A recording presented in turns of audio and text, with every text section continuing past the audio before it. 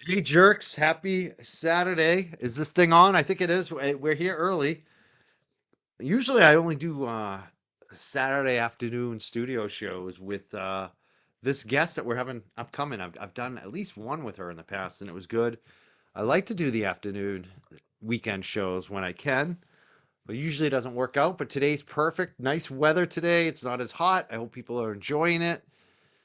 And I hope you get to check out this show today. I'm sorry we were a couple minutes late. That's my bad. I was talking to the guest backstage. We do have some things to talk about. It's not going to be a super busy show, but if you have questions or comments, you can definitely put them in the chat. We'll try to get to them. I want to thank everybody who's here, everybody who's watching. I saw a little crowd starting to mount up as even before we started the show. So thank you for the interest. I also want to say thank you to the Grace Curley Show for having me on again yesterday. I've been on every Friday for a while now. It's been a great honor to be on there. You might check out the Howie Carr Radio Network. They put a clip from the show yesterday about Kelsey Fitz Simmons up on the Howie Carr Instagram. Looks like it's getting a lot of views. It's very exciting to see that clip when they clip my interviews up nicely up on the Howie Carr Instagram. Definitely check that out. Thank you to them for having me on every week, every Friday. All right, let's do this. Let's bring up our guest. We have her returning to the show. She's been here several times. A lot of times I call it spicy. Spicy Nan is here because she brings the heat. She's a professional. She is an attorney, defense attorney in New Jersey.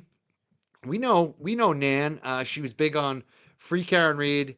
She came on quite a bit, especially when Betterow kind of had to shut down things for a lot of our shows. We started going to Nan because she was there. She was available. She showed up and she had great things to say with a great legal mind, legal expertise. She's also been a big supporter of a lot of the YouTubers and creators, and even Karen Read's Defense Fund and Aiden's Defense Fund. She's a big supporter. I really appreciate her. Like I said, I tell you guys all the time, she helped me get my new computer. I'm maybe even getting a third computer or something else is going on. I think I may, having two computers is very helpful for me because I can stream two hearings at the same time, which has been a big boom for the channel. When that happens, we can do that. That was Nan that helped us do that, and I'm probably going to get a third computer as well. So I'm very happy for her support, and especially for her being a guest on our show regularly. I'm very appreciative of her and her time. So let's bring her up on the show, and I know you guys all like her. Everybody here enjoys Nan on the show. Welcome back to the show, Attorney Nan Gallagher. Hey, Mike, how are you? It's great to be here. Great. I'm doing good. I'm probably talking too much. No, it's wonderful, and I also apologize to your audience because I was late joining you because I couldn't find my headphones. So, yeah, I am never do I do a stream as a non-content creator where I don't have some type of technological mishap. But I'm here, and just to correct you for the day, I guess I'm not spicy today. I am salty. So. Oh, you're salty. I'm That salty that's today. ooh, that could be that could be tough. That could be tough on some people. It's Now, great. I'm It's wondering great who's to gonna get always it. be back, though. Who's gonna get the saltiness? Ooh, I don't know. There's a list. No, I don't come on to programs to dish anything other than my takes on the big important cases, whether it's Karen Read or Turtleboy, Birchmore, Brian Walsh. Like there's so much tea to spill. So when you asked me if I was available, I jumped on it. I'm so happy to be an honorary young jerk for the day. Thank you so much. We had a comment from Melissa who said well, one said Kathy said Nan rocks, Oh, and then Melissa said we love spicy Nan, but you're also getting the salty Nan instead tonight. mm. Today, not tonight. Today. Today. Yeah, Yeah. I've done a couple of Saturday afternoons with you, and I really like it because I'm not on a Saturday. I'm usually not juggling other work obligations. So Right. it's I like it better too because I'm not as tired. I'm not yawning. People think yeah. I'm yawning sometimes because I'm like bored with the guests. It's because I'm physically tired. I do a lot of dog walks and running around and working and by the time the night comes, I do get tired. These afternoon shows, I just enjoy them because there's more energy, and I like the fact that Yeah. when we get done, I can go out and have some fun tonight. And you know You know, what's nice, and I'm not saying your job is easy, but walking, like, I walk my dog, my one dog, every evening, and it's such a great opportunity for me to just blow off steam. So I don't know if love you it. blow off any steam when you Oh, do it, but absolutely. oh, I good. mean, Yeah. I mean, you're just you and the dog. You get a lot of time for your thoughts too. So if you're troubled by anything, a lot of times you can work it out in your head. Just walking the dogs, and they make you feel better. So you kind of make a better, more holistic decision. I think when we're around nature and animals and grass and all that. So yeah, I think it's helpful for me, especially with what I do, because doing hosting a show and guests and personalities and movement drama, a lot of it's mental, so Right. anything you can do to keep your mental health up is good. I think dog walking. That's why I think so many of us, when we're either cat or dog people, or any of our pets, non-pet people, are like, well, how do you put so much into them? You care more about them than people. It's like, well, it's because a lot of times we get more back from them than people. I mean, people, let's be serious. Most people are inherently selfish. We all are to a degree. It's our Yeah. in our programming. Where animals, it's like family. It's like that bait, like an infant. Like, you get the same feeling with an infant as you do with a dog. And, they just love you so much. It's unconditional love. Though, while I'm on the subject of that, though, I will say, since, as you know, I was a former fluffier self, and now that I'm not, my dog is only just a few pounds less than me in weight, and it's hard to manage her. There's usually at least one or two nights a week where I'm end up on my face because Oh she's just, boy. You but it's gotta be great. careful. You gotta be careful. Yeah, that's a big risk. My girlfriend Yeah. fell down a couple years There ago. she is. She's walking Yeah. in the background, by the It, way. it's that is a risk of the big risk on dog walking, falling down. You got to be prepared for that one. Yeah, but it's so great to be here. And by the way, I don't generally follow chats, but I saw someone asked if I'm paid to be a guest. I don't receive any, No, you've actually, like I said, you've donated money to the but I show, which don't is donate to be a guest no, either. you But don't. No, no, I don't get but no one's ever, that's not true. Someone offered to pay a fee for me to appear, and I refused you that. turned it down. I don't get paid to Yeah, come and talk no, you about don't. things. The Yeah. thing about paying show, like I'll say, because it came up today and with Jess Machado and Brian Oh. LTL. There was a show about payments and things like that. And I'll Oh, say good. generally, Okay. I've never paid anybody except for Jess Machado actually, because she asked for a payment when she came on the show, and I was like, absolutely, like just Oh, because she had been on a lot of times and she's doing reporting. And my big thing is like if I'm having, especially journalists on the show, like I have Andrew sometimes and Chris Ferrone, some real journalists like Jessica too. Like my big thing is I always want to support them and make sure they're getting paid subscribers and new followers.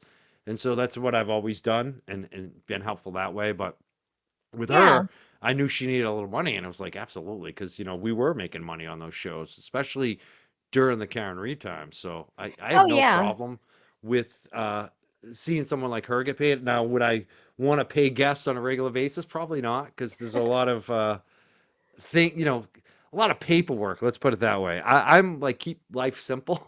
Yeah. Once you go over, if you start paying someone $600 or more a year, then they're an employee, and then you have to do all this other stuff. So that's why I That's generally right. don't want to pay people to be on the show. But I wouldn't mind giving a payment every once in a while to some of the folks that come on that are regular contributors. And some people I have tried to pay, like, and they turn it Yeah. down, like Mazza Media. I've tried to give him money at times. He's turned it down, as well as trying to think of her name. Oh, she's from Florida. She's amazing. Bianca. Oh, Bianca. Bianca. Bianca who comes on. Bianca MMM. I try to give her money. She wouldn't take it. Like, so I think it's funny. it's a Yeah. personal choice for the guest to want that or ask for that, and it's a Yeah. personal choice for the content creator. And I don't have any opinion on it one way or the other than to say, um, I personally don't receive any remuneration from any host who asks me to come on, and I don't pay to come on. And I am still maintaining the world's okayest grifter title Right. because, I just don't make You're any reverse money. grifting. You're reverse Yeah. grifting. Inverted. Inverted. That's right.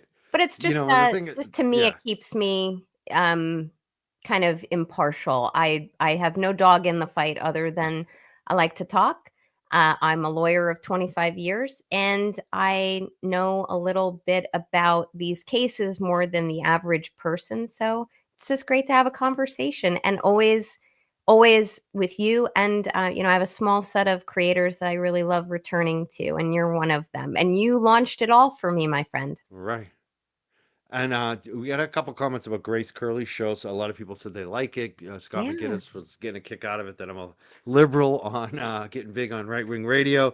One person said they didn't watch because Grace is MAGA. I just hope you watch me. Like you don't have to watch. Yeah. I don't like to listen to Grace when she's doing the MAGA stuff either. I just got to be. I'm not into that stuff. But listen to me when I'm on there. Like and the thing about Grace is she knows and we're cool with each other. Like I like Grace Curley. I don't have to agree with someone's politics to like them. And I like the segments that we do, so I'm thankful for that. Another question came in. Did you offer to pay Jessica? No, I didn't offer. She asked, and I said yes. I absolutely. It was worth it. Like it was worth having her on, especially when she's giving us court info. Because she's in the courtroom and she's spending time and money and energy. And I know what that's like because I did it for years. And why not? Why wouldn't I offer? She deserving. Like some people, I'd probably say no way. Like nobody is generally asking. The reason I bring up Grace Curley too is like I'm a regular weekly guest on there. I'm not asking them to pay me. Like for me, it's like the exposure and the credibility and not even that too. Like that's great for me personally, but just to get the info out on 20 plus radio stations every week on every Friday. It's like it's amazing. It's Oh, amazing yeah. that we can cover these stories, and like that they're giving us that platform. And that's why you should listen to her show when she's doing the local news coverage because nobody's doing that. Nobody is doing that locally. And thank God Howie and Grace are covering this stuff Oh, on yeah. 20 plus radio stations. It's phenomenal. I agree. And I will also say that I've always told you, you have just such a beautiful, velvety voice when it comes to radio. And, I think of old school radio when I hear you speak. It reminds me of when I was young and my father would be listening to the oldies out on the driveway, washing our cars every Saturday. And I would hear some of the DJs and newscasters just talking, and I would just listen to that. So I find listening to you very soothing, and the fact that you're talking about such important issues that really resonate with me is even an added layer of that soothe. So I'm always going to be a fan of yours. Oh, is it velvet jelly? I don't feel like it's velvet though. I don't. Oh, velvet jelly. I like I that. feel like it's more like a cracked vinyl or something. I love that. When I Or first started, white vinyl sneakers that we used to wear, like the Nikes. yep, I Yeah. actually almost bought a pair of those today. I was out back to school shopping with my daughter, and we went into a a shoe store chain, and they had like these old school.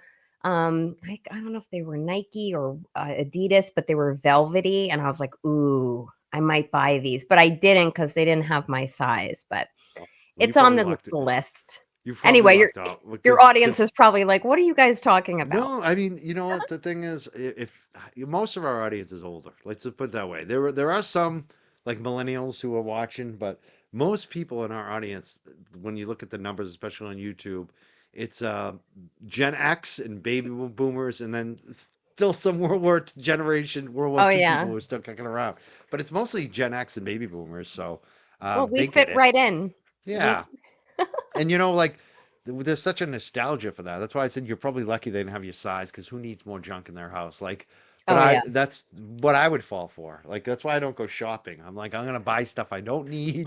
That's gonna end up in another closet somewhere, and I'm That's gonna end awful. up tossing it out later. Like just I don't like shopping. I I'm don't not a big shop. either. and I had to replace my wardrobe within the last 2 years, and I hated every minute of the shopping that I had to do. If I can buy it online, I will now, but especially having been to the mall this morning, it was a reminder that there's a great unwashed out there of people in society who I'd like to avoid. I'm not saying it's all people who go to malls, but I dare say I'll stick to online shopping if I Oh, I can. love online. I love Amazon. Yeah, me That's how I too. got this shirt. I did an Amazon purchase.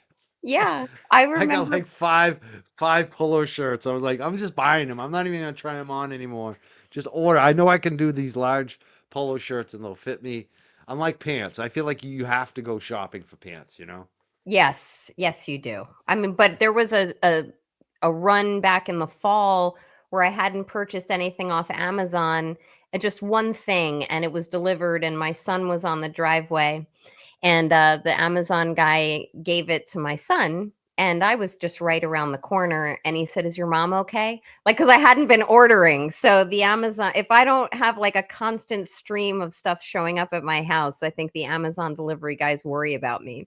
Oh And my to god. anyone interested, my son got a haircut. So I get a lot of feedback He's that, looking different. I'm an awful mother for letting my son's hair grow so long. So he has Oh, gotten a are haircut. you kidding me? Oh yeah. I You mean, got it's that? oh I get yeah. I mean, he In loves this day and age, I gotta say, because I take great offense to that, because there are some things I'm gonna say. I love my mom. I'm not throwing any shade at her at all. But my mom was very strict on that shit. Like mhm, my brother and I, she would take us right in there and tell the barber, "I want it over the ear, over the ear. boys regular haircut, over the ear, no long hair." My brother came home from college one year, I think, with long hair and an earring, and she like made him not. Lost He it. couldn't come in the house until he got rid of the earring and probably had a haircut. Like, so I think it's cool when parents let their kids kind of Yeah, do what they want. I was I letting don't him like that. express himself. It got a little extra long, but while I He's was cute too. thank you. Yeah, my Blaze, I love him. And when I was away last week, was it last week I was away for business and pleasure and a little bit the weekend to before that. Um he came home with his father before I got home from that trip, and um his dad took him for a haircut, and he's got like a shorter skater boy or surfer Yeah. guy like haircut now. So it looks pretty good. So And everyone is he should keep. skateboard? Is he into skating? No, he's an avid baseball player. He's a pitcher, Right. and he's a football player. I think and he's not a wide receiver. I'm really bad with Tight football. end? Yeah, I think he's a tight end. He was injured this morning at a scrimmage. So, of course, priorities meant that I would stream today instead of finding out how he is. But I gave him a Oh once boy. over and he looks okay. But What's he's wrong? What kind of injury? I had gotten a report that he had fallen kind of funny on his knee. But, I Okay. got home from shopping with my daughter. I checked him out and he's okay. He's Yeah. okay. But it's not going to stop him. The football is in his blood. And everyone should keep an eye out for the next installment of the Daily Blaze. He loves to I love it. interview me. He wants to be the next Mike Crawford. So, he's got big shoes to fill. He I loves would he come loves on. Turtle Boy. Tell the show if he's ever down for another guest besides mom. I'd love to do that. That'd be so Oh, fun. that would be great. And he Somehow, I don't know how we would maybe do a Zoom or a StreamYard, but I yeah, don't know if I could be in person in the car thing. he look, I will tell you at one of these days next time I come up, not next time. One of these times I come up to Massachusetts, I will bring my son. And Oh, he wants to meet a few people who I talk about a lot, and you're one of them. So maybe we oh, can. Yeah, and I will tell you, if you're in a vehicle, he's going to want to sit next to you and interview you. He also wants, if at all possible, to attend one of Aiden's hearings, because on a very um, G-rated level, I have been educating him on the plight of Turtle Boy, and he's extremely interested in it. So he said, hey mom, I'd love to go. So if I can time it right professionally and with my son's school, I'd like to bring him up there. and maybe Aiden would want to meet him, but at a minimum, he wants to check out a court proceeding. And no, he's not a future lawyer. Thank God. I will talk him out of that. Really, why? Why would you talk about being a lawyer? Uh, well, I can only speak from my own personal experience, but it's a lot of hours. It's a lot of you have to strike a life balance, work-life balance that's never struck. Wake up in the morning, there's emails that have to be addressed. Go to bed at night, there's emails and projects that have to be addressed. It's a lot of studying. It's expensive to go to law school, but your work is never done. And I'm okay with it. I've learned to accept it, but I always envy people who say, my work is done. It's 5:00. I can unwind. Like that never happens to me. So there's kind of a stress level with it too, isn't there? Yeah. And it is stressful trying cases, meaning bringing cases to trial. It's all consuming. Like I have a tremendous respect for people like Karen's defense team and for Mark Betterow, Tim Bradle. These are people who are trial lawyers and have busy practices on top of trial lawyering, all the litigation that they're doing. It's very, very time consuming and stressful. And while I do that myself, mine is very kind of episodic. I'll have peaks and valleys when it comes to my workload as it relates to trials. But usually what I end up doing is leaving my family, getting a hotel right near the court, and spending all the time I need to be prepping witnesses and preparing direct and cross examinations and motions that pop up. I don't have a big team of lawyers who work for me, and most of them do different things than I do. So when I try cases, it's just me, and I try to give my clients 150% of me. So it's not for the faint of heart. And I love it. But if I could gently steer my kids away from that as an aspiration without, squashing their dreams, I will. There's other less time consuming, less stressful areas of employment they might want to pursue. But I love it, and I'm good at Jenna is it. going to law school right now, and she says, "I feel like I'll be paying off law school for the rest of my life." Well, let me tell you something, That's a part of Jeno. it, right? For me, I'm 25 years out of law school now. I had a partial scholarship to law school, but also student loans for law school. And I only recently paid off law school. So, and that was by choice. I was just paying minimum amount due. And what was the rush? I had the money to pay it all off, but I was like, let me just kick it down the field. And I paid it off, and it felt good.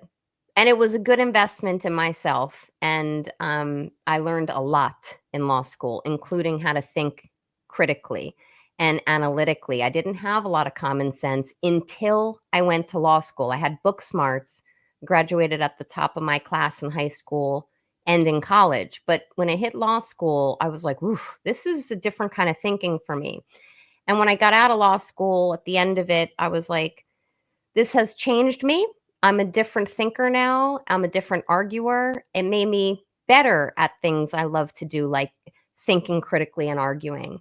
And I love that I use it in my practice every day. But it's an investment in yourself. And I'm proud of you, Jeno. And maybe you'll pay it off someday. If you need help, you can reach out to the world's okayest inverted grifter.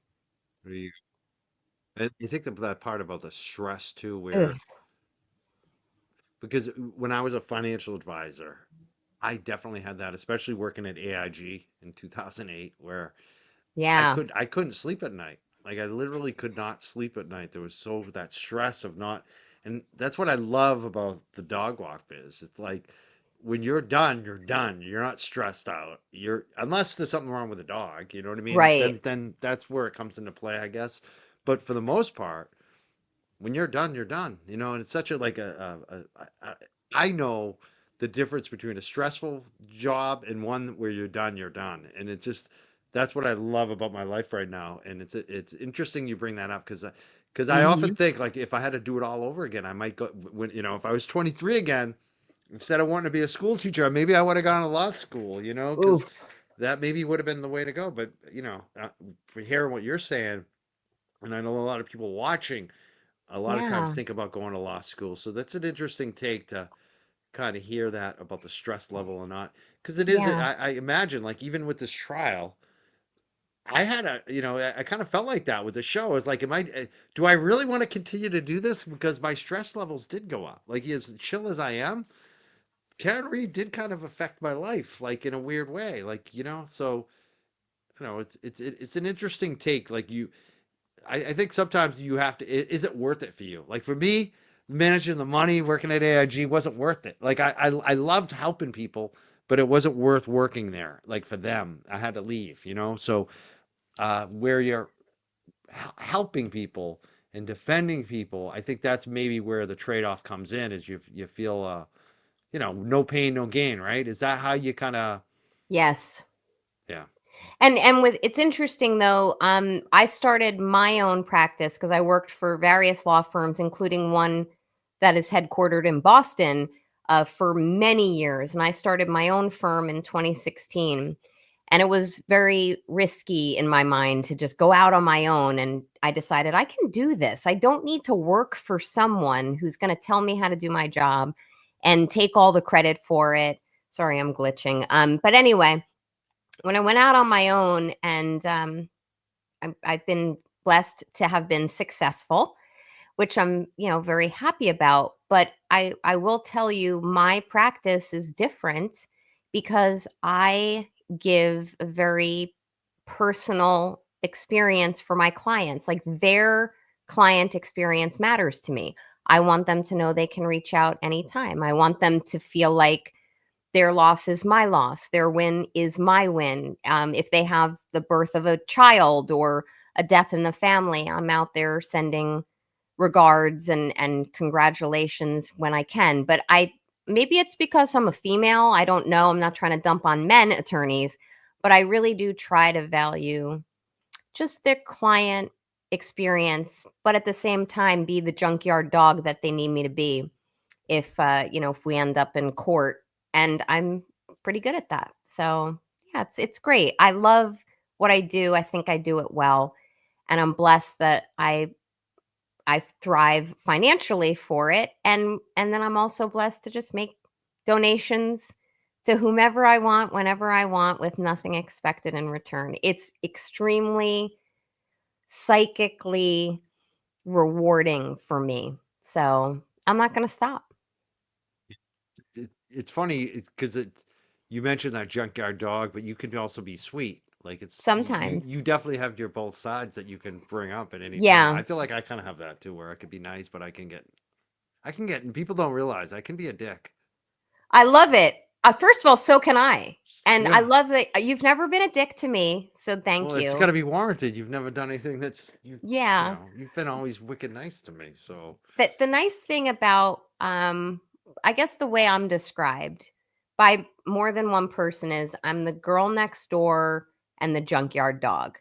And I love that because I'm mostly the girl next door. I want to just be nice and personable. But if people mess around with me, watch out. And I'm very protective of my friends, and I'm very protective of things I believe in, including the Karen Read case and Aiden's cases. They matter to me. I'm very protective of them in my mind and the way I comport myself and offer opinions because I feel like that they're just two examples of government railroading everyday citizens who are comporting themselves within the confines of the Constitution and state laws. So I love that I can mostly be a girl next door, and if I have to, a fierce competitor. And I think that makes me a nice mixture, as I think it makes you. journey too, I think is that's what you need. You need to have that element. It's funny how we started a few minutes late, but we've basically Yeah. been on for a half hour. We haven't even talked about any of the Oh, subjects sorry. yet. That no, I like it. I like that we could just talk about life in general before we even get to the topics, because we're Yeah. definitely going to talk about Aiden Carney. Some more stuff came in. I just want to. I don't know what's going on. She said, please focus on Mike and Nan. I don't know what's going on in the chat that she had to say that. Maybe it's Um, about the the Jess Machado and Brian from LTL. I think that might be it. People want to talk about that. Is that what people are hoping we I talk don't know. about? Is that? I mean, I don't have too much to say on it. I don't know what to say. There's not, it's not my. I mean, I didn't think what Jess said was that horrible. I think she was just trying to be truthful. Um, I don't know. I could see why some people wouldn't like it. Obviously, um, I don't know. You didn't even see it, did you? No, I did not. I was out shopping. So, but I wouldn't comment on something like that anyway, other than to say, it's, my personal, I didn't hear it, but it's my personal opinion that I don't think anybody should come onto any platform, whether on the platform, their own platform, or a guest on a platform, or in a chat, talking bad stuff about people. You know what I Yeah. mean? Like Without I them just, there, without them there, yeah. that's not really And I fair. don't, and I'm in no way saying I have any issue at all with Jess Machado. I like her very I don't much. think that was really Jess's intent to like watching Yeah, it.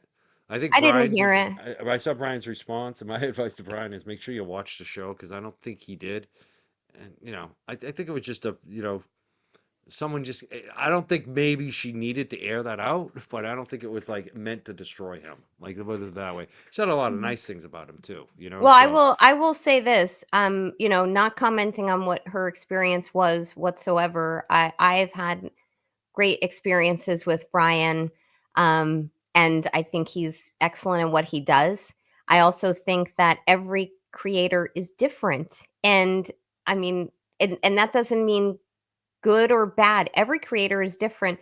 I think he's wonderful at what he does, and every creator doesn't have to please everybody. So right. but I have no opinion on what she said, and I don't really know what it is other than to say that um I appear regularly on his program. I appear pretty regularly on your program and some others, and I think that you're all excellent, and it's a beautiful ecosystem where you all can exist, not competing with one another, and just support one another. Or You say yeah. that they're not competing, but there is a lot of competing that goes on. People know Oh that. yeah, I think it's pretty clear that. I feel I mean, like I am actually a kind of a competitive person because of sports and all that, but I keep it in check. Like mostly, what I realized a long time ago is it's really not about your opponent. It's about yeah, yourself. It's about competing with yourself to make yourself better at whatever you're doing, and that's all that yeah, matters. So that's what I tend to focus on. But I think there is a lot of competition, and I think people, shit happens. Like this is so minor. I don't think people should be yep, taking sides or getting in a beefs about it. Like she said something, some people yeah, liked it, some people didn't like it. I don't think it was like a war, and she's not going to war with him. Like it just some people just, she's just commenting on her experience, and I think that's pretty much it. I don't think, like Nan said, I don't think we really need to comment too yeah, much on it. Or if I had an issue with either one of them, and I felt like I want to talk shit about them, I would probably bring them on the show because I've had good experiences in a lot of respects with both of them. So that's the way I would handle it generally. Is if we were gonna have like and I felt the need to talk about it publicly, I'd want to do it with them on the show. it's so And I'm not doing that interesting. because I have no issue with either one of them. And it's so interesting because I wouldn't want to talk about something publicly like that, but that's just me. So generally, I wouldn't, but if I felt the Yeah, need to do it, you know what right. I'm saying? Like, generally, I always feel like a lot of the stuff should be handled like privately, Yeah. but sometimes you can't handle it privately. Sometimes privately doesn't work out, and you feel like you need to go public with it for whatever reason. And if I was to do that, I would probably, with those two, want to, anybody like that, I would generally want to let them have their say. You know what I mean? Like I don't want to be Yeah. ambushing people. I agree with what you said that earlier, so I agree with that. Yeah, I mean, if they it sounds like something was brought up. I'm not 100% sure what, but I can only say I like and respect Brian LTL very much, and I had an opportunity to meet Jess Machado one time very briefly. I respect her work. I like her, and I hope if there's differences that anyone can work it out, you know? And it's not really my place to say anything more than that, other than I would support anyone, any creator who puts themselves out there and competes in this jungle, because it is a jungle, and then It is a jungle. things get Yeah, spun. And I'm not saying with regard to Jess or Brian, but just even with social media, things get spun around totally, by totally. people trying to create drama where drama does not exist. I've been criticized. I've been accused of going at certain people when I have not, because people need to make assumptions that are false. And if I correct them, then I'm just drawing the attention of my following to it, and it makes it worse. So, all I can tell people is drama is overrated, and everyone should really find a hobby as far as I'm concerned. There seems to, in my opinion, to be a little bit of a void Yeah, since the Karen Read verdict, and you can see it in all of the upticks of, who's looking for a sock account, who's going at this person, which creator doesn't like which creator. Oh, there's a battle between Nan and this person. No, there's not. Like, I just want to put an end to it. I'm happy to talk about anything, any subject matter. We talk about dogs, shopping. We talk about my cars, my son's hair. I'll talk about any case. I try to stay up on all of them. But I think everyone should just put the drama aside, find an outlet. Sometimes may have a need to walk away from social media if it's not a healthy space for you. But I firmly believe that hurt people hurt people. that's And right. and I've been hurt. I try my best not to hurt others, and I want everyone to get along. If that sounds kind of Pollyanna or kumbaya or idealistic, maybe that's true. Yeah, But I'm not going to feed the beast of those who want to create the drama. I'm just not going to. And what I will do is, if someone crosses a line with me, I will fight it in an extremely private way. So I hope everyone gets along. I hope people don't point fingers and create what's not news in voids where they think they need to. And I hate to see people going at each other when the focus, in my opinion, right now should be on the corruption, yeah, the law enforcement misconduct, the yep. overstepping of the prosecutor up in Norfolk County, the problems within the Boston PD, the issues involving the McAlberts, the issues involving, excuse me, the issues involving all of the different kind of overlapping law enforcement officers, whether it's at the Canton PD level, the MSP level, all of that going on. All these cases that are just bubbling up and overlapping, the current pending federal investigation, which I know in my being is still ongoing. I can't It's prove it, but I know it, and I'm it not sure alone. seems like it. I want to talk more about that in a Yeah. second, because it sure seems like it. Definitely. Um, Yeah. a couple people said they. One person, so many comments coming in, having a hard time posting them all. But one comment said they felt like I have always stay above that stuff. I don't get too much caught up in the drama. I'll Mm. give myself credit for it, but I think one of the reasons is because I'm older. Yeah. I just and I've been through this. Like when I'll say when I was the president of MassCan, let's put it that way, which was like 20 some years ago. I wasn't as good as staying out of the drama. Let's just put it that way. I've lived and learned. And so I think sometimes it's just age. I think sometimes when we get older we realize this isn't worth it. This is not worth even commenting on. It's not worth my energy. There's things we want to focus on, like we're going to focus on today is Turtle Boy. Let's talk about Turtle Boy instead, right? Like that's it. So, I mean, I could talk about Turtle Boy all day long. It's funny when I first kind of entered the scene. And just so everyone understands, I kind of entered the scene, just to recap, when I made a donation to Aiden, based on a trend of lawyers donating 1 hour's hourly rate to his fund. And I was like, ooh, I mean, I've been following the case. His case, he didn't have a case, and I've been following Karen's case throughout. I had been in the chats. But I made a donation. I was like, I could do that. I have, you know, the means, motive, and opportunity to do that. And I did it. And then it kind of grew from there. And then I appeared on your show. And when I did that, I realized that I do have a bit of a knowledge base. But when I joined the movement publicly back in January of 2025, having been in the chats and behind the scenes for a long time before that, I remember saying, wow, people are going to think that I'm trying to replace Mark Betterow. I'm not trying to replace Mark Betterow. Betterow was on the scene and in the scene when I first appeared on your show. In fact, it was not publicly known, including by me, that he was going to be applying for Pro Hoc Vice admission. In fact, he and I were scheduled to do at least one or two programs together in February. And he had to cancel them because that was around the time when an application, I guess, was envisioned on his part and on the part of Karen's team. So he then kind of left the scene for a short period of time. And then, Judge Canoni ruled the way she ruled, and he came back. And I was happy for that. But I'm different than Mark Betterow. I like him. We're licensed in the same jurisdiction. And I feel like I'm not him, not trying to be him.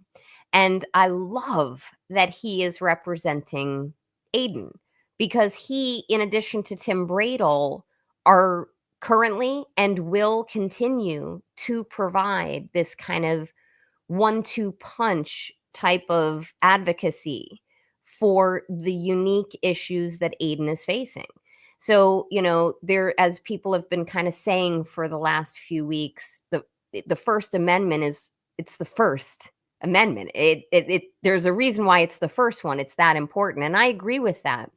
So when you couple Betterow and Bradle's advocacy and just their years of being KG veterans in the criminal defense field, like, I love watching it. I know it's not cheap. And I do whatever I can to support Aiden in however I can, whether it's financially or just watching his program so I can stay up on very important developments. So if I ever appear on a show like yours, I know about it and I can talk about it. In fact, I went through Aiden's one of his prior episodes this morning when I went out running. He had gone through the Morrissey email dump. And that was one of the areas where I had not had the availability to check and go through all those emails last week because it overlapped with my vacation time. So, like, I went to Aiden's program while running this morning, and I listened to his thoughts on some of the emails. The Morrissey emails are ridiculous. And I can't wait to see more that comes out on that, whether it's through reverse FOIA requests or people just asking further questions.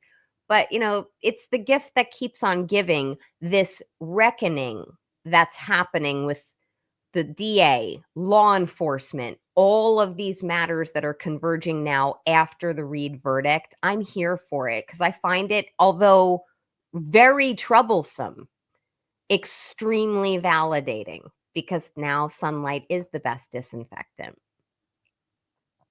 We'll get some instant feedback. I'm going to read a couple comments here. This one I'm going to ask for a brief explanation because I did not come here to be made sport of. That's a Howie Carr phrase I stole a long time ago. Tim Gray says, she's saying you have a face for radio, Mike. LOL, not nice. Is that what you were saying? I have a face for radio? You're not nice, Tim. Come on. Oh, Nan's gotten quiet. No, first of all, you don't have a face for radio. Now I'm fishing for compliments. I mean, Mike, your voice, like, people can tell you there's a small group of gentlemen in the FKR community who will tell you, like, I really love the sound of certain men's voices. And you have a great one. And I won't do that old joke like you have a face for radio, funny. But you definitely have a voice for one. That's funny to hear that because I mean, they're insulting you. You know, that's an insult, right? I can't listen to it. I don't even like my own voice. So I love it. Yeah, I don't And think it's women funny ever though, liked me for my voice until yeah, when I hear funny. myself on voice messages or voicemails, I'm like, ugh, do I sound like that? Yeah. But yeah, you have a great voice. Embrace it. It's infectious. I am. I'm learning to like it because it's funny. Because I do hear that a lot. It's weird for me. It's weird. It's this, and then I got this other one. We're gonna get all to the ones right now. All the comments that I see that are going after me. We'll get to them right now. Oh, I'm I sure they're usually don't coming do after this, but I me. like this. The Glommer says, "Wanna be big shot since Howie. Head is inflating as we speak." Are you talking about me? Are you saying I got a big head? Because I've only done Howie like one time, and it was like a phone call. It was like wasn't even a real interview. So I don't know how like I have a big. If you're talking to me, I'm not sure. Who else could they be talking to? I guess. Um, I don't know, but you know what? You're not a wannabe big shot. And guess what? You know, the funny thing too, like if you knew me when I was 20 years old, when I was a wrestler, that was when I had an ego. Like that was when I was the asshole. Like I would have loved to have now seen. I'm just like a loser, like everybody else. Like we're all losers. That's the way I look at life. Like we're all just, I don't know. You know Go what ahead. though, Mike? Seriously. Um, and again, I'm a little salty today. But to this person, the glommer, and I mean, I'm reading that chat and I'm saying, okay, maybe he's going at Mike a little bit. Um, A, the glommer, you have the choice to go to another channel. Okay. It doesn't take a brave person No, to I go. like them here though. I I know gotta you say, I do. like the haters. Keep them here. Yeah, you're like, Keep I watching. always say, you're like hate watching, but Pay listen, me, pay m- me. more importantly, the glommer. I would simply say to you that, and to anyone else, I've had people also say to me, like, oh, she's looking for her moment and she's going to do this and do that. She wants attention. Who cares? It's okay to want to have, and I'm referring back to the glommer's post there a moment ago, but it is okay to have a channel, want to prosper from it, want to have an audience from it. I mean, it's free enterprise. Mike can do whatever he wants. He can aspire to do any program or guest on any show, that he wants to do. He has aspirations, and that's okay. This is the United States of America. I embrace that shit. Now, me, on the other hand, I just like talking. I like these cases and I love the content creators with whom I cohort with. So I don't really have this attention grabbing desire. And it just tells me that more about you. A comment like that on Mike's page tells me more about you than it does about your comment. Yeah. True too. Like for me, I just enjoy having the conversations, and I realize somewhere along the line, things that I'm interested in on putting on the show is what the audience is interested in. It's what I've always done here, even before I had Aiden on the show. That was always my thing, is that I would find things that people were interested in that I was interested in, and it would be the same thing. So it's just I like doing this. I enjoy it. I like airing stories and helping people. It feels good. Like this whole thing feels good. And for me, I feel blessed. Like to look Yeah. up today and see there's over 1,000 people watching today. It's just Oh, like really? that is crazy to me. That is like so for me, not even I don't think it's a big head. I'm more like grateful. Like I remember when there was one person watching and or like 10 people. For a long time, for years I did a show where there was 10 people watching. That was it. And I was happy with 10 people. Isn't that Like amazing? literally, like cuz other shows wouldn't get 10. They would get 1. Like so, that's how long I've been doing this. So for me, it's like more grateful than anything else that I'm here, and I had a lot of bad luck and bad times, and it feels like everything that I experienced for like 10 years of hell has come the other way for like the last 15 years. Like it's been like God is making it up. Like they were like, "All right, we're going to put you through 10 years of the worst shit you could ever deal with. And then you're just going to have 15 years of awesomeness, and your whole attitude's going to change, and I that's just love my it. life." So, yeah. I I'm love I'm it. very grateful. And you've I you're love it all, even the nasty comments. Like I sometimes I'll respond to them and get nasty back and push back, but I honestly none of it bothers me because I enjoy. I look at myself every day and go, Jesus Christ, I have 60,000 YouTube people following me. Like that. I can't stop smiling. And we Yeah. won on Karen Read. Like Yeah. I could do no more shows forever. I could shut this down tonight, honestly, and I'd be happy as fuck with what we did already. Like to Yeah. me, we already like, and it's just so, yeah. But and this is why we're here today too, Kyle. We've been talking a lot about other things. Yeah.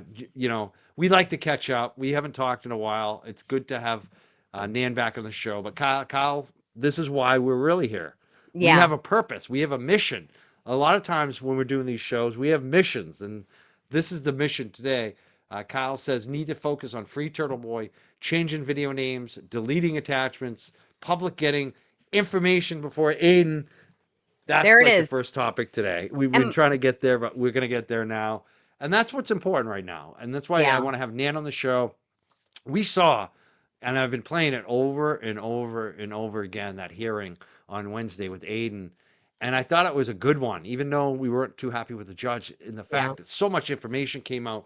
What do you want to say about the change in the videos that KP did, the deleting the attachments, and the public not, public's getting the info through KP on her Twitter before Aiden gets it? What do you think about all that? What do you want to start on? All right. You've just wound me up. And I do want to give a special acknowledgement to Kyle because Kyle is always asking the right questions and making the right comments on I see him on X from time to time. So hello to you, Kyle, and thanks for kind of reining this in.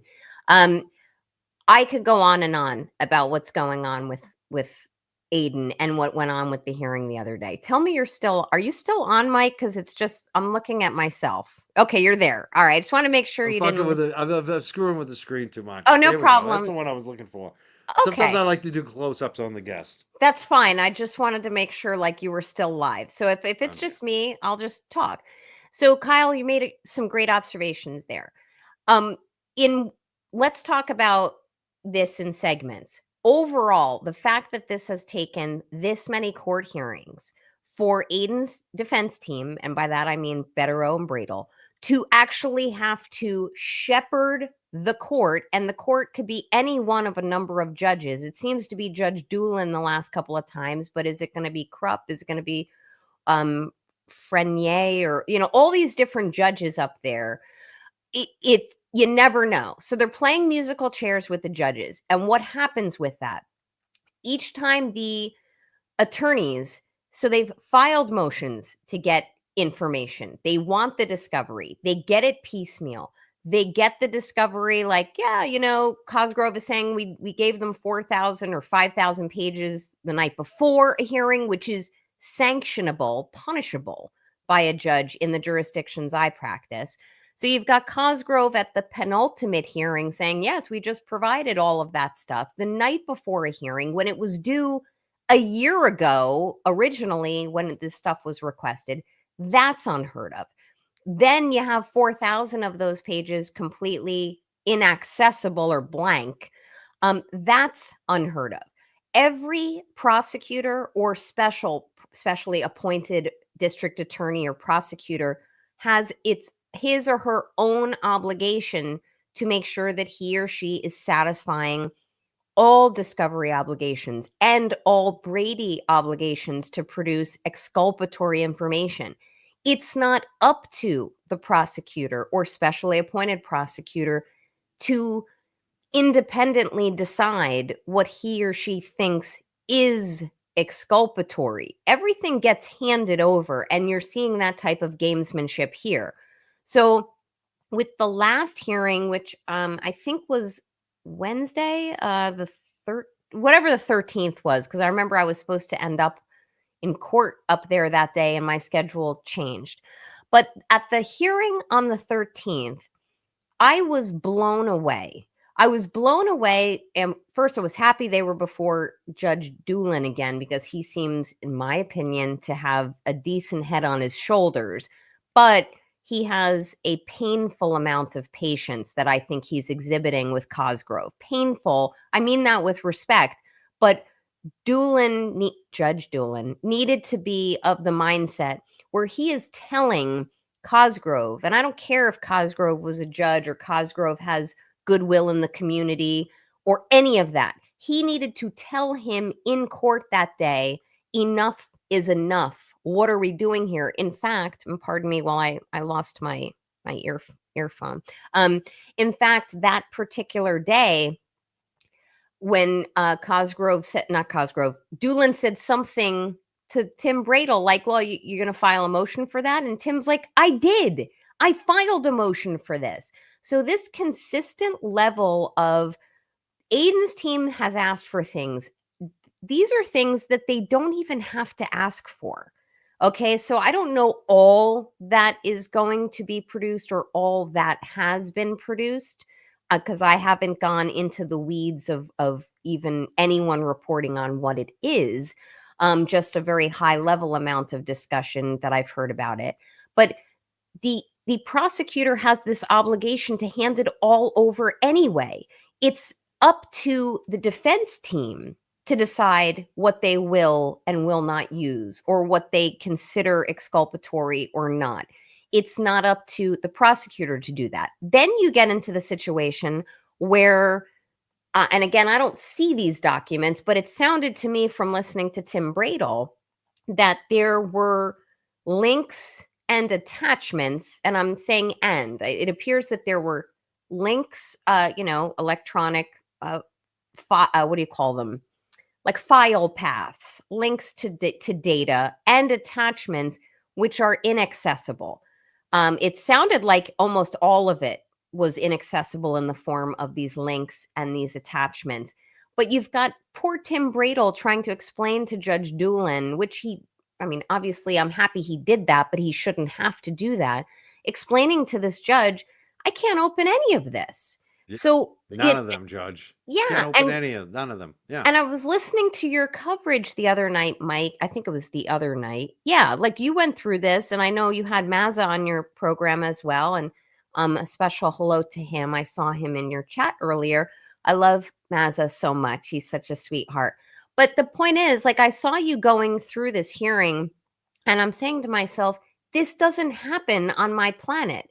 It has to mean, and I'm not big on making assumptions, but it has to mean that whatever I'm going to say Cosgrove, whatever Cosgrove was attaching and or linking to no longer exists in terms of an active link, which probably means that KP had some deletions or shenanigans going on. The fact also, to Kyle's question, was that the fact that Kyle had said something about what was it? It wasn't the missing attachments. It was the changing in the titles. I mean, there is a motion to dismiss, whether it's all of the charges, some of the charges, it's coming. You cannot be in a position where you present as a prosecutor to a grand jury any skewed, false, inaccurate, misleading information to procure your indictment. You cannot do that. And I'd be lying to your audience if I saw, if I were to say, I saw KP's post. I did not see her post, but I had heard from somewhere that she might have been explaining what her conduct was on that. And I don't know what it was, but if she's out there publicly on social media trying to explain away the changing of the titles, I would advise her, not as her attorney, she better keep her mouth shut, because she's going to get herself in a whole lot of trouble. And if she indeed changed the titles of these, files, YouTube presentations, or anything of the like, to, from what I was told, better describe these presentations to her for her saving purposes. I'm going to save Aiden's episode 700 something, so I'm going to call it this. I'm going to change the title because it helps me remember what it's about. The fact that she did that, passed these along to Tully? I guess it was Tully. I don't know. But if she passed this along to Tully, Tully is aware that she changed these titles. Tully may or may not have told Cosgrove or others in the know there that she did this and that these are not accurate titles. And if these got presented in such a manner with those titles to a grand jury, they are completely, quote, prejudicial. And I don't remember examples, Mike, of what those titles were, but I remember hearing. Yeah, Aiden threatens the McAlberts and all that kind of stuff. It was just like he's gonna ruin Yeah. their lives and just stuff that he never said. So if Um, there's some of that, like it's the natural human predisposition of a grand jury to be like, oh, okay, it plays upon their biases. And everyone needs to remember that grand juries, there's no defense counsel there. There's right, no defendant there. So they're only getting spoon-fed, one side. curated, one-sided information. So I think KP is in a lot of trouble. I think Aiden and his team, which they keep fighting for this information that they're legally entitled to and were entitled to it a year ago, if not longer, or slightly shorter than that.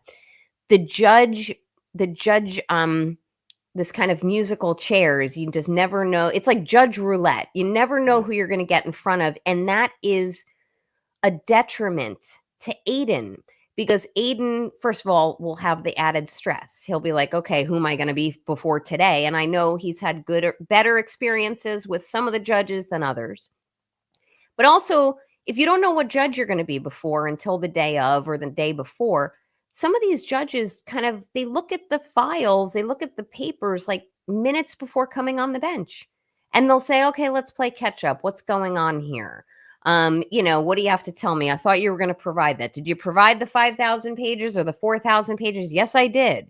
Well, that now you start listening to the gamesmanship from Cosgrove. So right now, I am a staunch supporter of Aiden.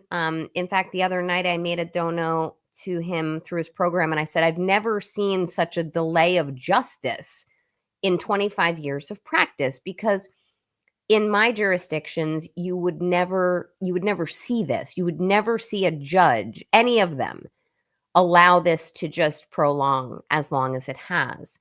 And I mean, I have a lot of other thoughts on it as well. But right now, Aiden just needs the information. He just Let me wants let, to see. let me ask you this question because this is Aiden's attorneys. Bradel is asking that Kate Peter and Tully and who's the other one? Oh, Mello. The three of them get put on the stand for an evidentiary Yeah. hearing to go over these documents and the changing of the titles. To me, that's the only way you can get to the bottom of this, why it happened, who did it, who did what, when. Yes. Um, is the judge going to allow that, you think? What do you think? I think he will. In fact, I was dumbfounded the other day when not Cosgrove, Doolin said something about, well, maybe you need an evidentiary hearing. And Bradel said, yes, like I'm going to take you up on your offer. I want an evidentiary hearing for this.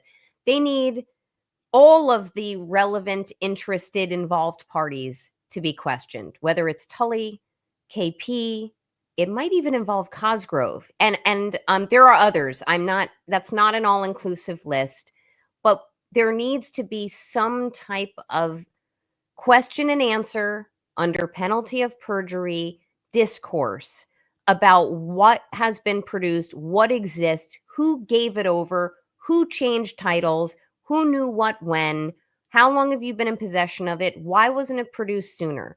And that's where any good judge who is promoting due process, which every criminal defendant in the United States is entitled to, will be able to make a determination as to whether there were any missteps. Did they affect the defendant's rights, due process rights, or other rights that he may have? And is there a remedy to fashion? You're seeing that now, Mike, in the form of the Miles King case, where Rosemary Scapicchio is trying her best through examination currently of, I believe it's still Adam Lally. Although if there was a hearing, I don't think he substantively continued his after it was kind of abbreviated the first day. But she, through cross-examination of I guess it's direct, of Adam Lally is trying to get to the bottom of what did the prosecutor have and when did he have it and who gave it, etc. Because there's an issue in Miles King's case about the production of or lack of production of search warrants or search warrant affidavits due to Michael Proctor. The issues are very similar in not on all fours, as we lawyers say, but the issues are very similar as it relates to Aiden's case. You start to see this hackorama, as he calls it, or shenanigans involving the production of very expected information, documents, and data from the prosecution to the defense without editing, without sanitizing, without pride or prejudice. Here's everything.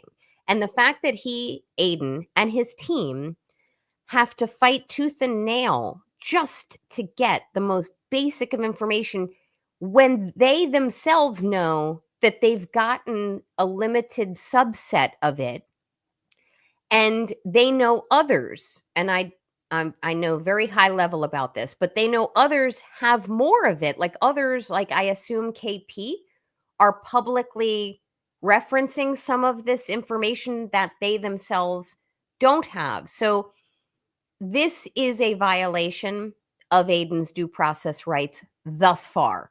I'm holding aside the fact that I don't believe that he has intimidated any witnesses and that we're starting to see a better picture of the fact that these charges against him seem to have been really conjured up or manufactured as a means to quiet him, silence him, somehow handicap Karen Read in the defense of her case by knocking him out, so to speak. So substantively, I think these aren't witness intimidation acts, and there are no violations of the witness intimidation statute.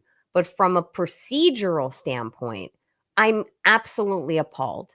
And I think everybody should be concerned about that. And as we said with Karen, if it can happen to her, it can happen to you.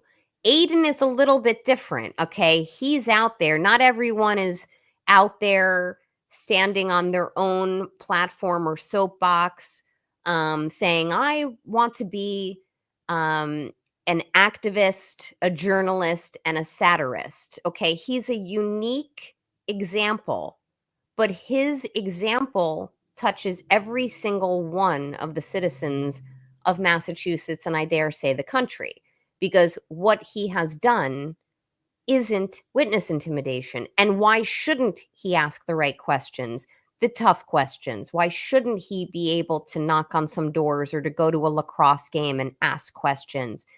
So the consequences and the substance of what he is facing in some ways are broader than what Karen Read ever faced. And that's why I'm going to continue to make it a point of supporting him however I can, whether it's with financial donations or with my voice. So that was a mouthful. Talking about Aiden specifically, and what's going on with Kate Peter. Tim Bradle called her a government agent, which I never heard Cosgrove deny, but he did kind of discount and say, "Oh, she made unsolicited emails. We get unsolicited emails, but she's clearly on these text messages. She's clearly, as Bradle said, a government agent." But at the same time, there's video out there of Kate Peter admitting to doing fraud to get back at Aiden Carney in another instance on video, an interview somebody, a third party, did with her. How can they use somebody where there's video? How can they use someone as an agent of the government? Yeah. As a confidential informant against somebody when they admit that they had a vendetta so much that they admitted to doing fraud to get that person? Is that something that could be brought up in court, or is that something that's not going to be allowed? What do you think? Because it seems like there's a lot of problems with KP and Aiden and the government using her. I'm just wondering how that might come up in court. These are great questions from you, Mike. Okay, first and foremost, one of the reasons why KP is being referred to as a government agent right now, one of the reasons is because this is such a a complete shit show. I don't know how to sugarcoat that. This is such a shit show procedurally by the prosecutor against Aiden that Aiden most certainly will be suing them for federal civil rights violations under the 1983 subsection of the United States Code. He's going to file that lawsuit someday. And because this is such a shit show in terms of the steps that the prosecution took to initiate these charges and took or did not take to avail Aiden of his due process rights, they need to call KP a government agent so that she perceivably, I'm using that in italics and quotes, perceivably will fall under the protections of qualified immunity to defend a 1983 action that will bankrupt that action that he files will, if on the heels of Karen's, which is coming, is going to bankrupt Norfolk County. It's probably going to, in many ways, maybe not bankrupt the state of Massachusetts because there's the MSP segment of Karen's case as well, and I dare say possibly Aiden's. These are going to have extremely financially detrimental consequences on the public entities, the state, the county up there. So they want to call her a government agent because under that, arguably, she will be covered with qualified immunity and defensibility of claims that are coming.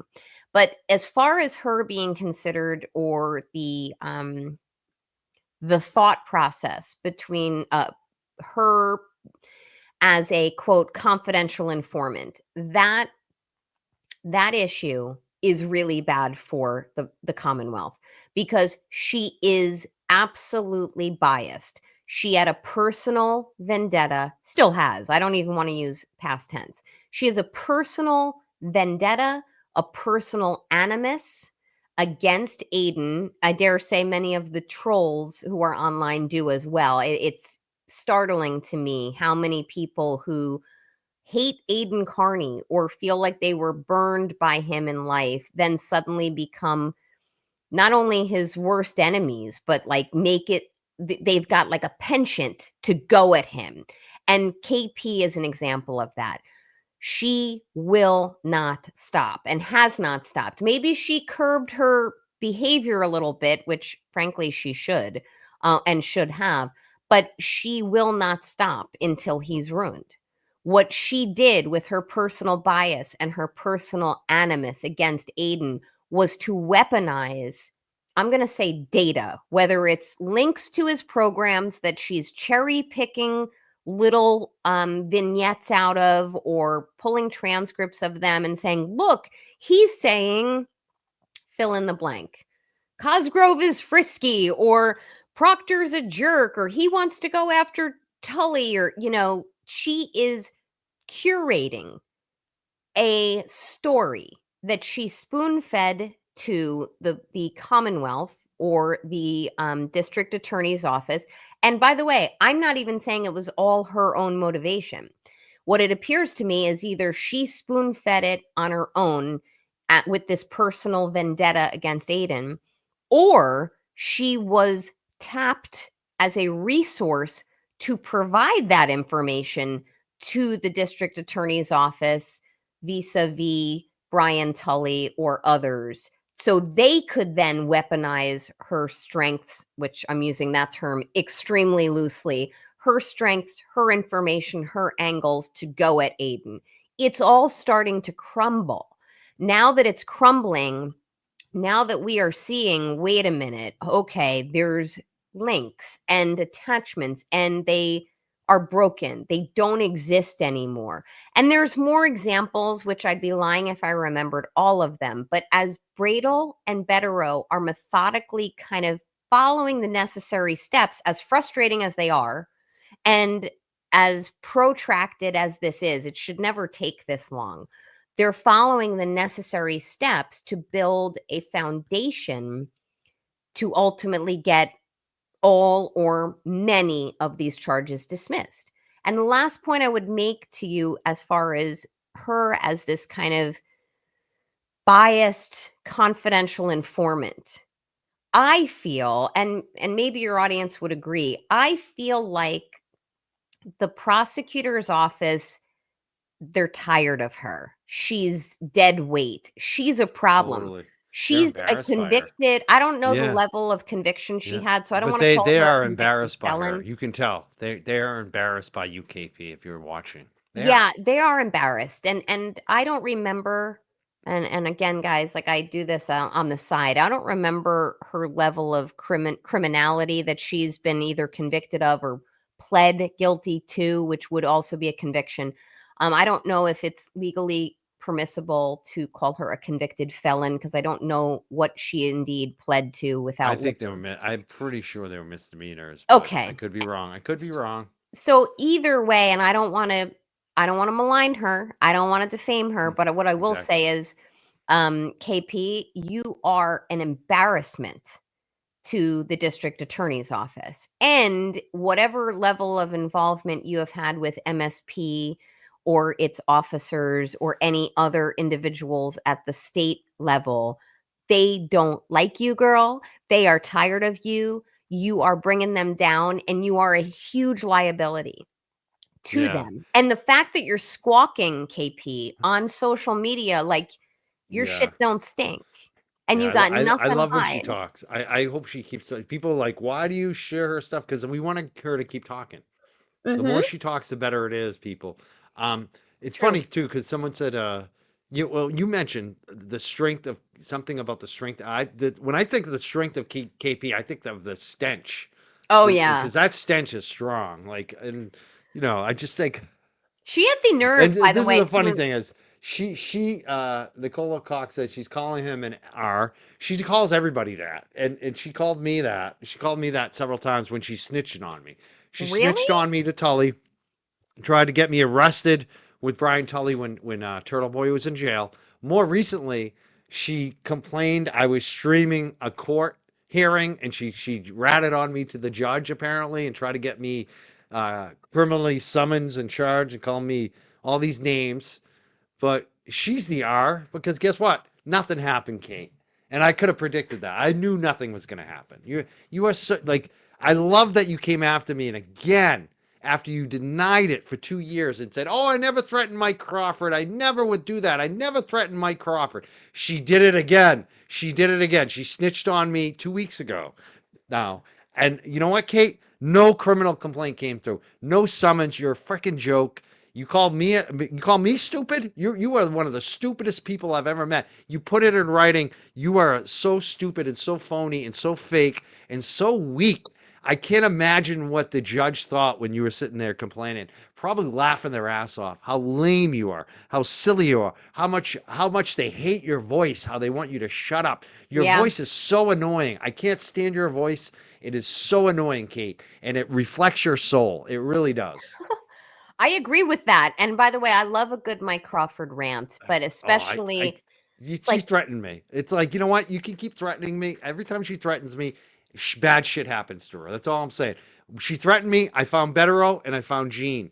mhm, mhm. Think about that, Kate. Think about the affidavits that came out because you threatened me. You're not good at this, Kate. She's not good at it, and she's squawking and talking about it to try to kind of self-aggrandize, like, oh, I'll publicly come out and overly explain things, like even the issue back months ago where it was at least seemed to be readily apparent that she may have received some type of inducement by the Yeah, McAlberts. money, Okay, a yeah, sofa, according to Gene. so let's assume that's the case and that's true. But if you recall, KP was out there on social media explaining it away, and making a joke out of it. She is burying herself in terms of admissions against interest and or some type of future conclusion by a jury or a judge that she is not credible. And therefore, you can invoke a jury charge up in Massachusetts, which essentially says false in one, false in all. Like she has to be able to go before a jury on many, if not all, of Aiden's cases. And I'd be lying if I knew all the minutia of where she's specifically involved in them. And she's going to have to give some testimony to authenticate some of the substantive evidence that is going to presumably come into these trials that are on the pike. And she is going to be found to be incredible or not credible. And also, as far as she's concerned, I don't think she will portray well before a jury.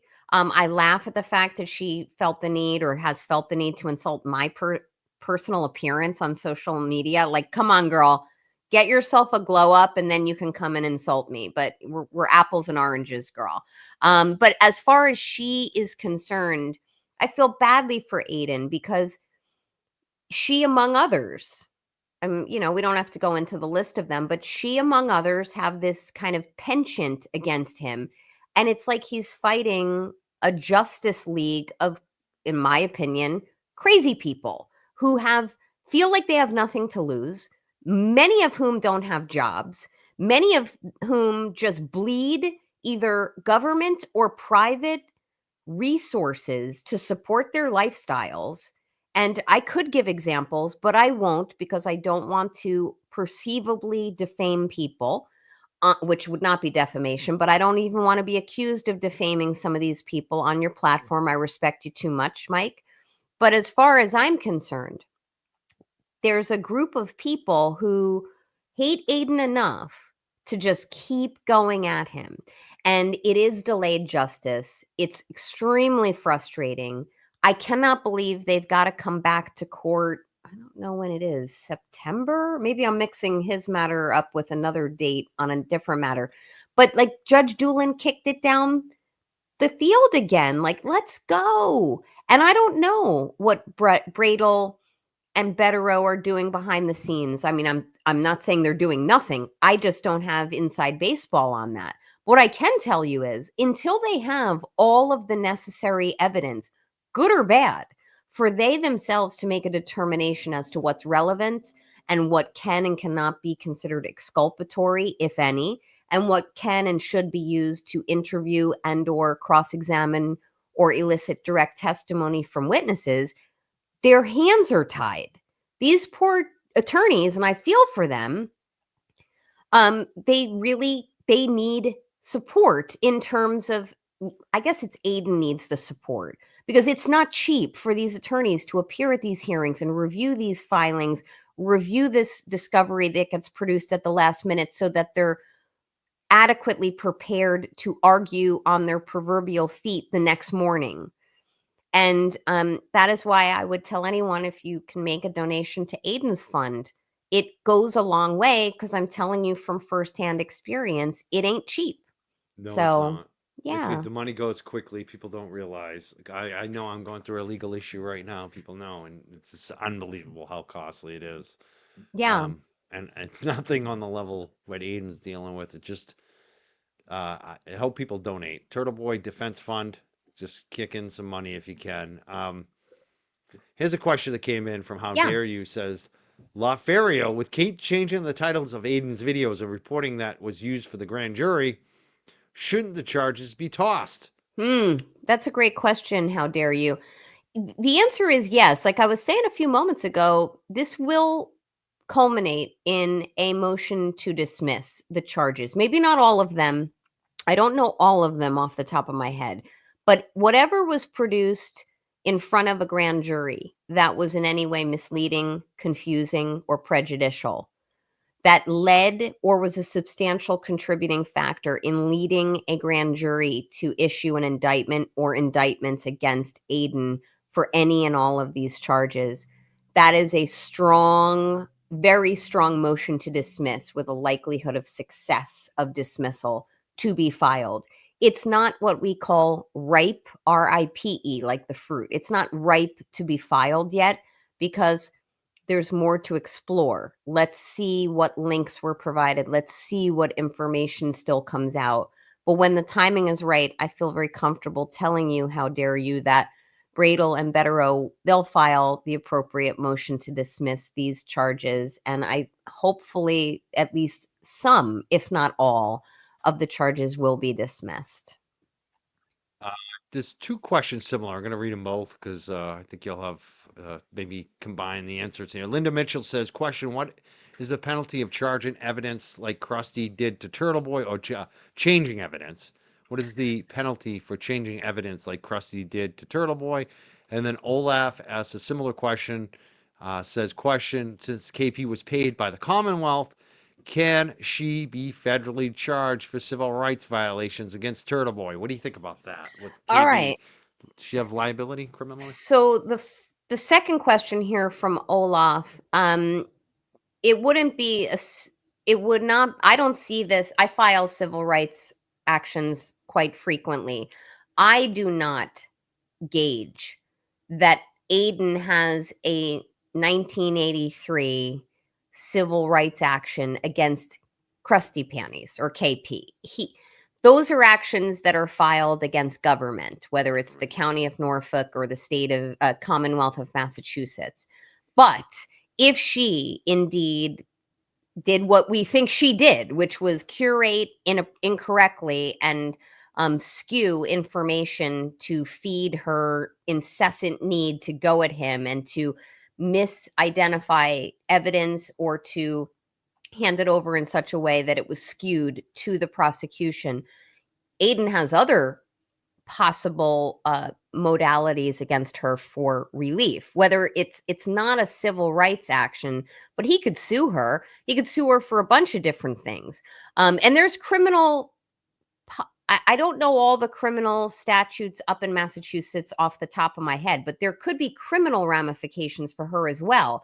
If she's tampering with evidence, for example, and then producing it to a governmental body like the district attorney's office. Holding the criminal aspects aside, Olaf, like Aiden, I don't see him going after her for a 1983 civil rights action, but he could sue her for tortious interference with his economic advantage.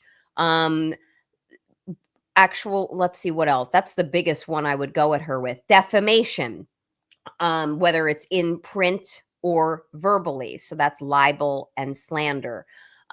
He could also go at her for intentional infliction of emotional distress or negligent infliction of emotional distress. So those are his remedies against her right now. And I'm sure his attorneys, all of his various attorneys, know to be mindful of statutes of limitations on each of those claims. And I'm sure there are more than I'm thinking of. The first question, Mike, I don't remember what it was, but I don't know if you remember. But is there any criminal liability? Basically, I think it was basically the question. I think you pretty much answered it too on both. Yeah, of them, so. like it's tampering with evidence. That's a serious criminal violation. I just don't know where it falls under the Massachusetts code. But yeah, she's in potentially a lot of hot water. If she doesn't have an attorney, she's a complete fucking idiot. I'm sorry. I don't know how to describe it otherwise. I don't think she does. I would count on her not having an attorney. Linda Mitchell has another question too. It says, can a prosecutor disclose all discovery on the eve of trial? And a second follow-up on that. What occurs if the prosecution purposely refuses to disclose evidence? Oh my God. Well, that could be various things, Linda. First, let's assume he or she fails to disclose evidence, and let's just assume it's or discloses things on the eve of trial. Those can bring ethics violations against the prosecutor, and we may see that moving forward with Brennan and or Lally in the Karen Read case and Lally in the Miles King case, for example. So there's administrative remedies and things that can happen from a bar perspective, the Board of Bar Overseers, the BBO up there. But more importantly and more significantly, if the prosecution refuses or fails to disclose evidence, and I'm not even saying exculpatory evidence, if they refuse to hand it over, let's assume, and refuse may be the word I'm getting hung up on, but let's assume they just fail to hand it over. That can result in a dismissal. I mean, we saw that type of application made in Karen Read's case where Alan Jackson was saying, we didn't get provided this metadata. We need this, we need that. This is robbing her of her right and ability to defend these claims against herself. So before the right judge, which at this point is a complete gamble in Norfolk County, the whole That's the case problem. or Yeah. cases could go away. Yeah. I mean, they That's the can't problem. It depends on refuse. what judge you get, right? In the end, all this stuff, it's about the judge in a lot of respects. You know who the one I liked the most was Who? Judge The Sisitsky, Adam Sisitsky. He was the judge the day that Karen's team barged into court, Oh, where that's right. Yeah, move bitch, with get out the Aiden. way. Yeah, yeah. Yeah. Judge Sisitsky was fantastic that day. That was the day that he basically told Hank Brennan, I'm not going to let you get your paws on Karen's communications with I think it was with Aiden, or it was with Aiden's team. I don't remember the specifics of that particular day, but whatever the issue du jour was, Sisitsky handled it appropriately. He was measured. He listened to both sides, even though, frankly, it was infinitely possible Alan Jackson and team may not have even found their way to that courtroom because Brennan kind of hid it like a secret that day. But Sisitsky listened to both sides and kind of dished it back at the prosecution. I'm seeing a little bit more of that going on from my observations. Even Judge Frenier a week or two ago, and I don't know if that was on the Brian Walsh case. There's so many cases up there. Yeah. But I want to mention a couple of those because yeah. Specifically the hearings this week were about McLaughlin told the defense team for some of these like Walsh and King that there was information from the feds, but she couldn't share it with them because the feds wouldn't allow it. The feds basically said you can share this info with the Karen Read defense, but you can't share it with anybody else. So like the prosecution is kind of stuck because they have info that they're supposed to give the defense in the state court, but they're told by the feds they can't. So that's kind of what was going on in some of these hearings was the discussion on, what's this judge going to do about it? My question is, considering that, do you think, but when I hear that, I think, why do the feds want to protect the information if they decided not to, pursue an investigation? Okay. Does that indicate there might be some type of actual investigation still ongoing, do you think? Or am I Yes. just thinking too much into that? No, you're not thinking too much into it. Here are my thoughts based on what you just said. First, I personally do not believe, I don't know the name of that prosecutor. I don't think it was McLaughlin. Whomever was female prosecutor was speaking in court that day, this week. Yes. Yep. I don't believe her. I don't personally believe her. I believe she made false representation to the court that the feds were saying, well, you can share it with Karen Read type of personnel and involved people, but not anything beyond that. I don't believe it without something in writing from the feds to the state court judge confirming that. So and to anyone who says, oh my God, how dare she not believe what an attorney says to the court? If it's coming out of the Norfolk County District Attorney's Office, I'm real comfortable saying that.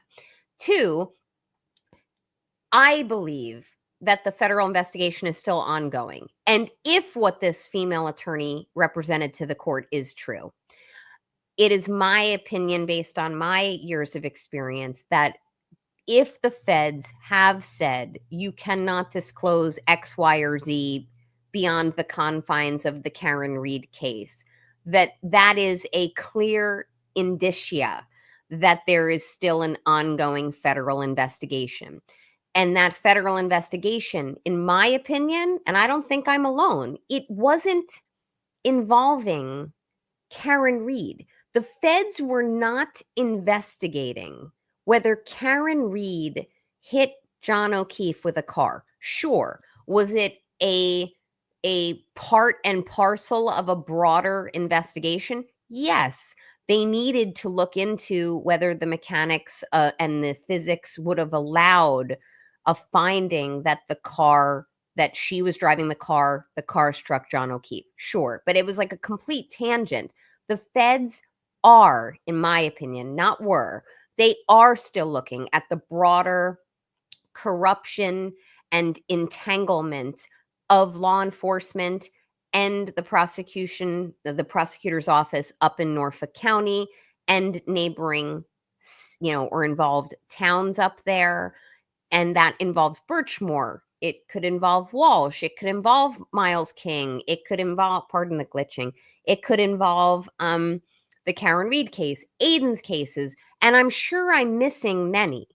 But as far as I'm concerned, if that attorney represented that to the court this week and was truthful, I think that's a very clear sign that the feds don't want anything to be revealed to compromise a pending investigation. But I think she lied. She could have. Yeah. It's it's splitting hairs, and I guess that's the way I say it, because whether it was a week earlier when McLaughlin was before the judge, McLaughlin was like, well, I can represent to the court that nothing I've reviewed in this file has anything to do with the Brian Walsh case. It all has to do with the Karen Read case. And the judge at the time was like, you've got to look, and you don't get to make that determination. right. The other side, meaning the defense in that particular case at bar, needs to be able to make a determination that nothing in these records might be beneficial to them. They might want to cross-examine a witness, based on certain information. There may be different ways to impeach witnesses through documents. Like if, I guess the example I would give is Guarino did whatever data extraction he did and all as related to text messaging, etc., in the Karen Read case. But Guarino also missed 32,000 text messages in the Birchmore case. So even though there's a file on the Karen Read case that might have information pertaining to the Karen Read case, but there might be something in it involving Guarino and his missteps on the Karen Read case. In Birchmore's matter, which I know that's stagnating, so it's probably not the best example, but in the Birchmore case, there may come a time when Farwell's attorney, if he's not pleading out or any of that, Farwell's attorney may say, I want to see if Guarino was disciplined or how he messed up in Karen Read's case, so I need these documents. It's all very incestuous at this point because the law enforcement personnel and the involved prosecutors have all committed, in my opinion, misconduct that is germane and organic to all of the different cases.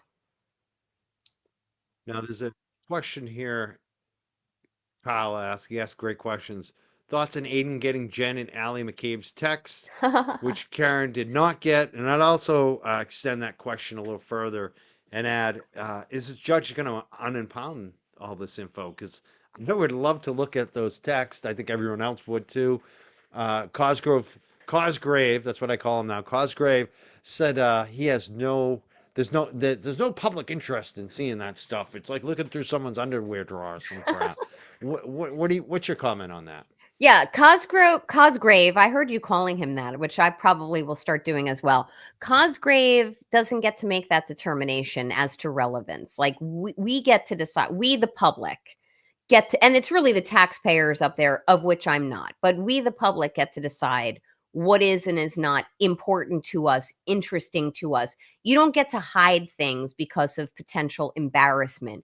In fact, I've heard Betterow say, like and I agree with him, but to circle it back to him, there's very limited set of reasons why something should be impounded. Does it contain personal identifying information? Is it information that would somehow reveal an address or identifiers that might otherwise compromise a witness, etc. It's not that. This is because the individuals involved in these messages, and beyond Jen and Allie's text, which I'll get to in a moment, Kyle, the individuals involved in these communications, whether it's Cosgrove or Cosgrave, whether it's the McCabe's, whomever, they don't want to be embarrassed. They don't want the public knowing the shit show that currently exists. In fact, that's why the production of the Morrissey emails from the iCloud, the personal burner emails, that took so long as it did for those to be produced as a result of the FOIA request, because Morrissey is embarrassed. He misstepped. He shouldn't have used personal means of communication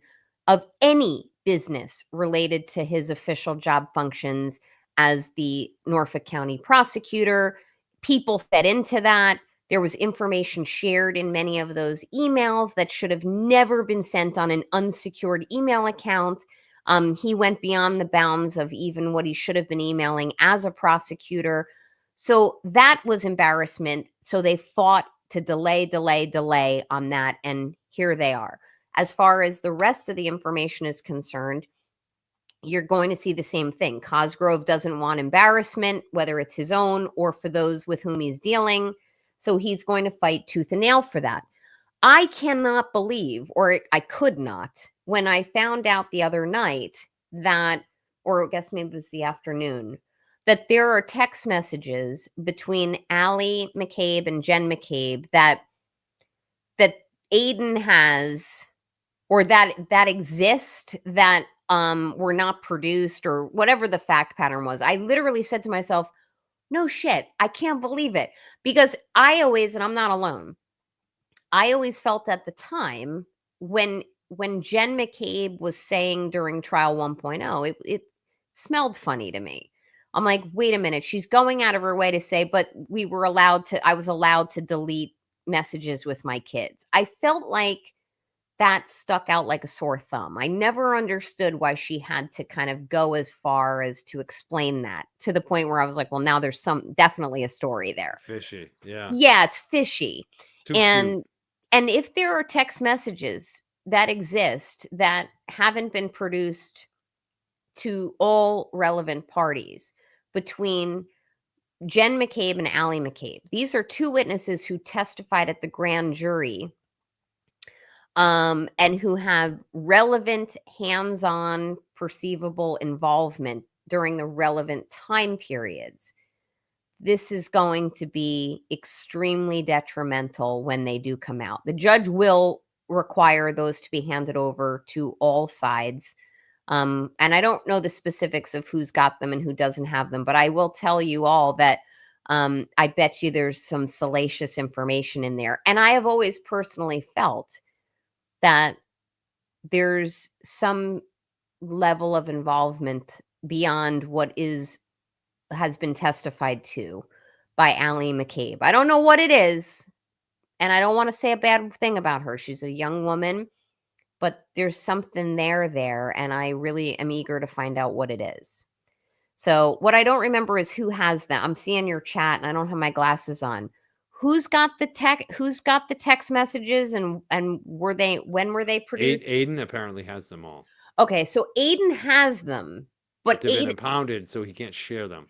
when he is able to share them, I think I saw a meme the other day where it was like him, it was one of the scenes from, I don't know if it was Mean Girls or something, and the girl's like, Aiden sharing the text messages, and there was a girl like slapping up stuff at the school and shoving it under doors. Handing out the flyers or something. Yeah. Yeah. It's going to be so much fun. It's gonna be crazy. And it's got to be hard on him because he knows things that he can't discuss. And exactly. you see it all the time.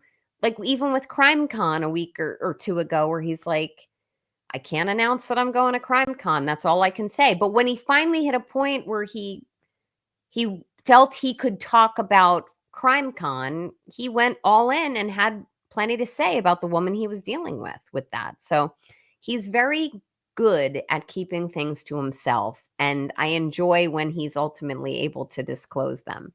Me too. It's a good question.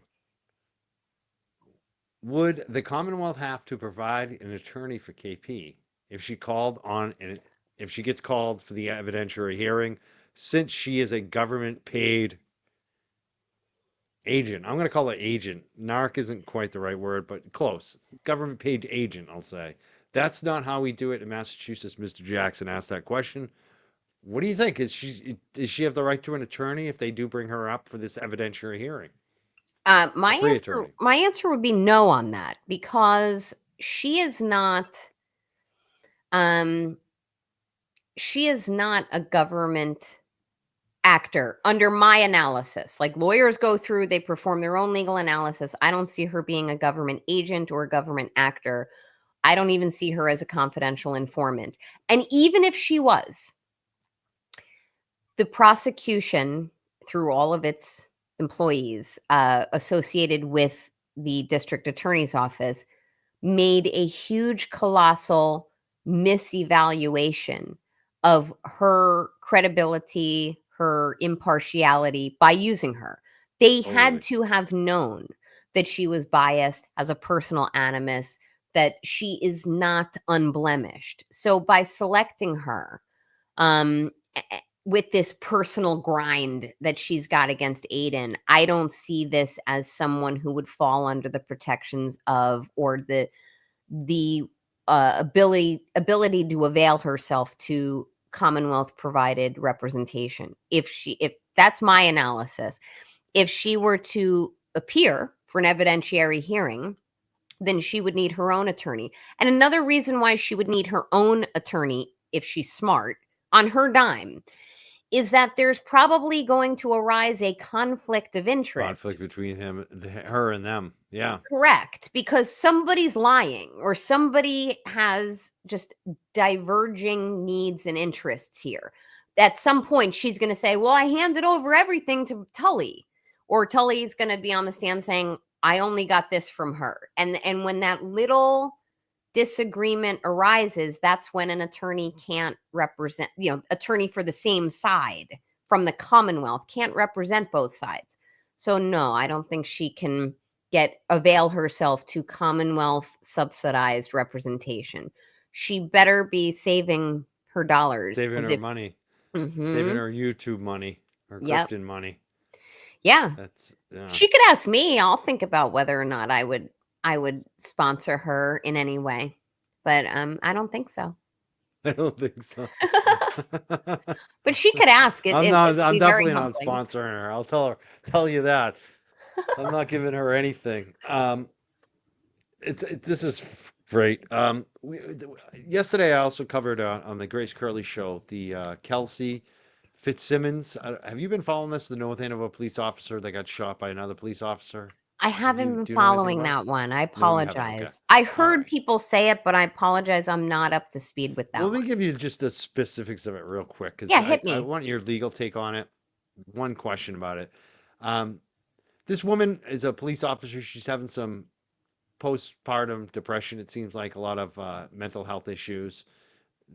She had they had taken her gun and badge away, but then given it back, and then something happened with her husband and the North Andover police, her own police department, show up at her house to take her baby away, basically.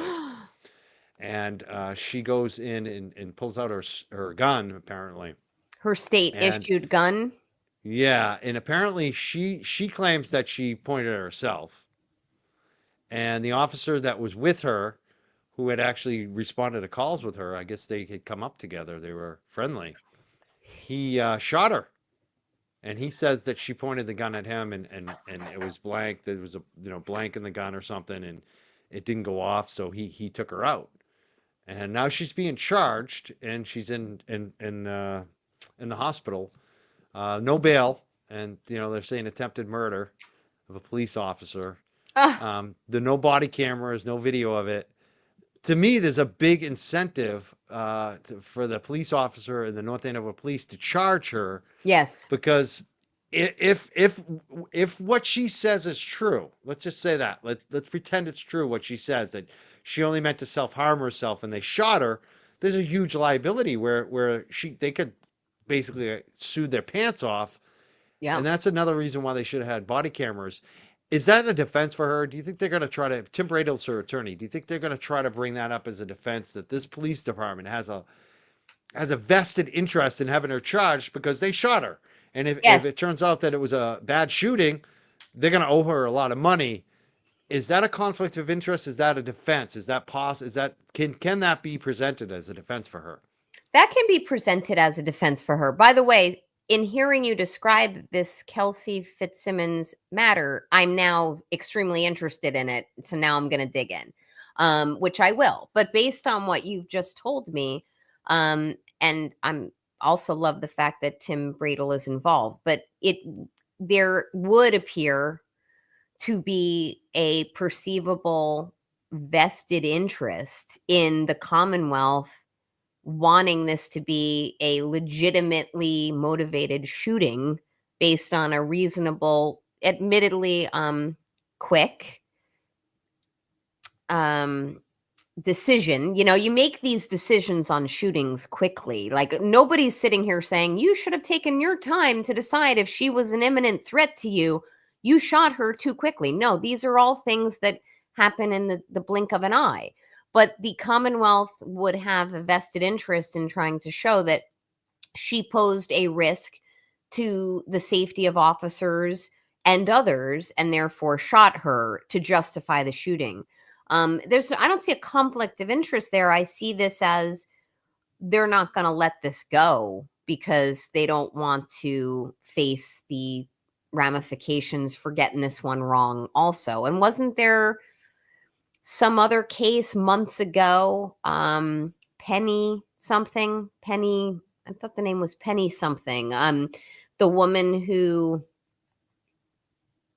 what did she do?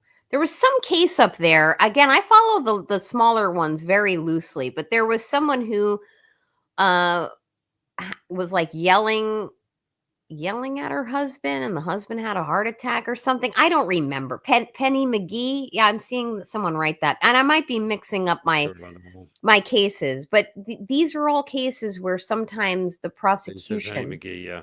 Yeah, thanks, guys. And that may not even be the right case I'm mentioning, but there are times when it appears that the prosecutor's offices up there seem to have more of an interest in getting an adverse verdict, meaning a conviction against a defendant, than being willing to either plea it out or to not bring the charges in the first place because they want the headlines, they want the numbers, they want ultimately to get the votes and the public goodwill. And I don't remember. Yeah, that's it, right? Penny was charged with, it went through something that's, she was charged with M, and because her husband suffered a heart attack. Okay, so I got it partially right. But the reason I brought up her case, and I'm in talking about Kelsey Fitzsimmons, there are times when the motivations of the Commonwealth are completely off kilter. It shouldn't be about making prosecutors' offices look better or making law enforcement look justified. It should be weighing the facts, determining if there's enough to procure a conviction without a tremendous over expenditure and waste of taxpayer resources for a particular county, and a decision to move forward based on that and in a manner that protects the public health, safety, and well-being if someone poses a risk. But it's sounding to me like Ms. Fitzsimmons, I mean, I want to hear more about it, but it sounds like she it's gonna be, it seems like it's gonna be hard to prove, like it's he said, she said, unless they have some kind of evidence that the gun actually went off. I don't know how you do that when it was not, didn't fire a bullet. I don't know. It's like it's going to be he said, she said. That's what it feels like. But maybe this is why they need body cams. Yeah, I was going to say maybe this is another example of yet again why they need body camera. Why not? Some places still don't have them. It's unbelievable to me. I don't understand. It's funny too because I have this comment came up. I heard the North Andover chief was dirty. There's more to this case. Stephen, I've heard some things too. Even I've been saying I got to follow up with a former North Andover police officer that I was talking to a few months back. He had some, before this happened, he had some not great things to say about the chief there. So We'll see. I need to follow up on that as well. There was also this other thing going on with the Karen Read being sued civilly by the Yeah, parents of John O'Keefe. the wrongful death action. Yeah, the wrongful death lawsuit. Are you following this? I'm not I following am. it too in detail. What do you think should be shared with people about that today? Yeah, thank you. There's a current pending wrongful death action, which is a civil lawsuit against Karen Read, and it's been filed on behalf of, I think it's Peggy O'Keefe, Paul O'Keefe, the daughter, at least the daughter of, or the niece of John O'Keefe, Kaylee.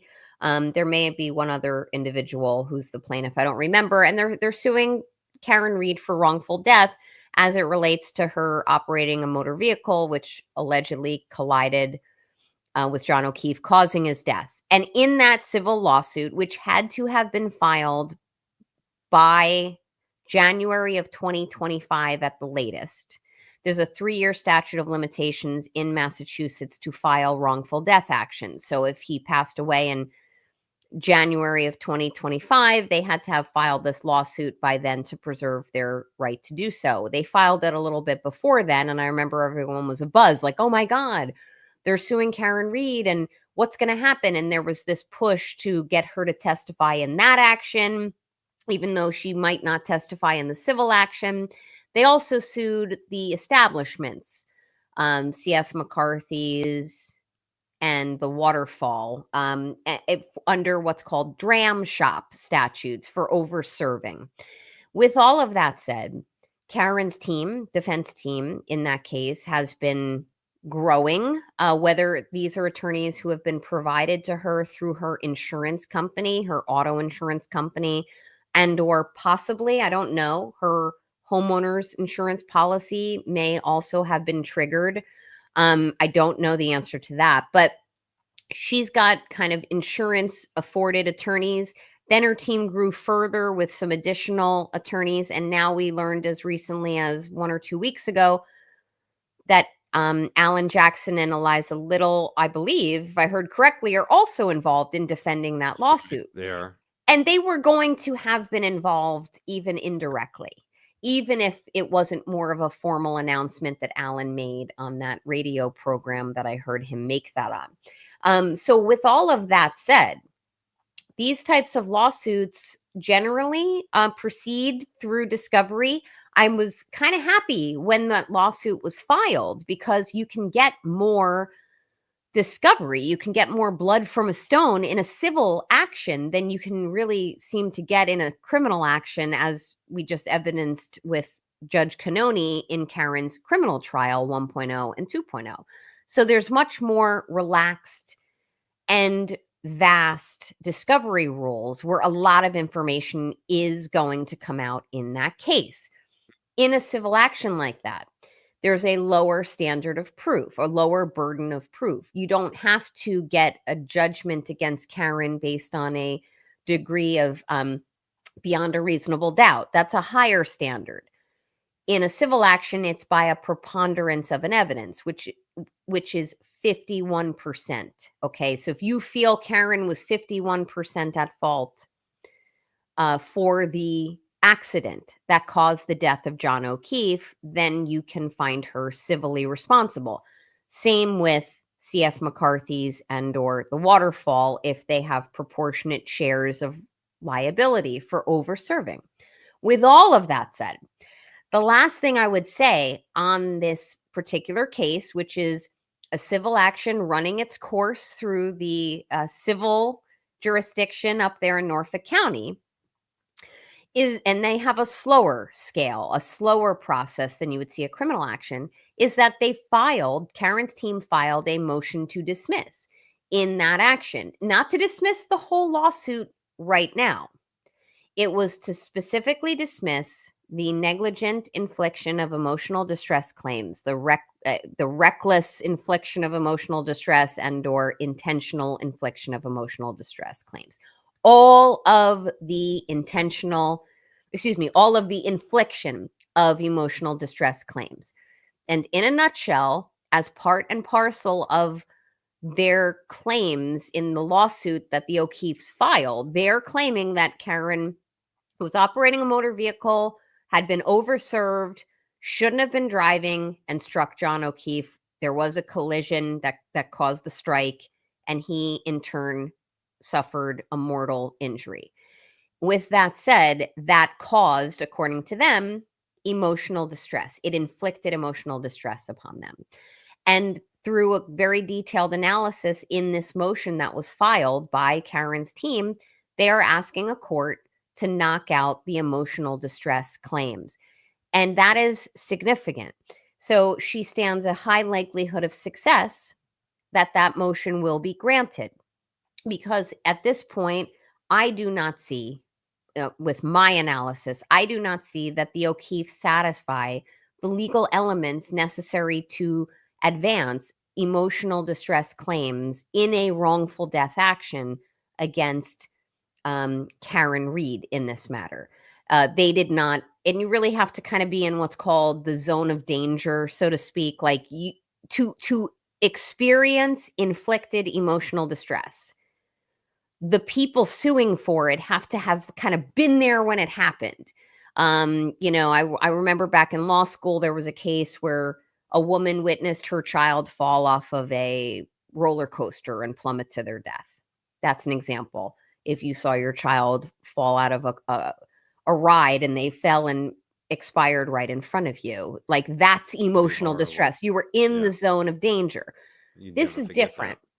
This is different. This is, and I don't mean to take away from the loss of John O'Keefe or the loss that the family experienced or the pain that they've suffered, but this is, by all counts, a family who lost a loved one and found out about it after the fact, maybe shortly thereafter, found out about it after the fact and went to the hospital and witnessed, him having expired or soon to have expired. I don't remember the specific timing of when it was called.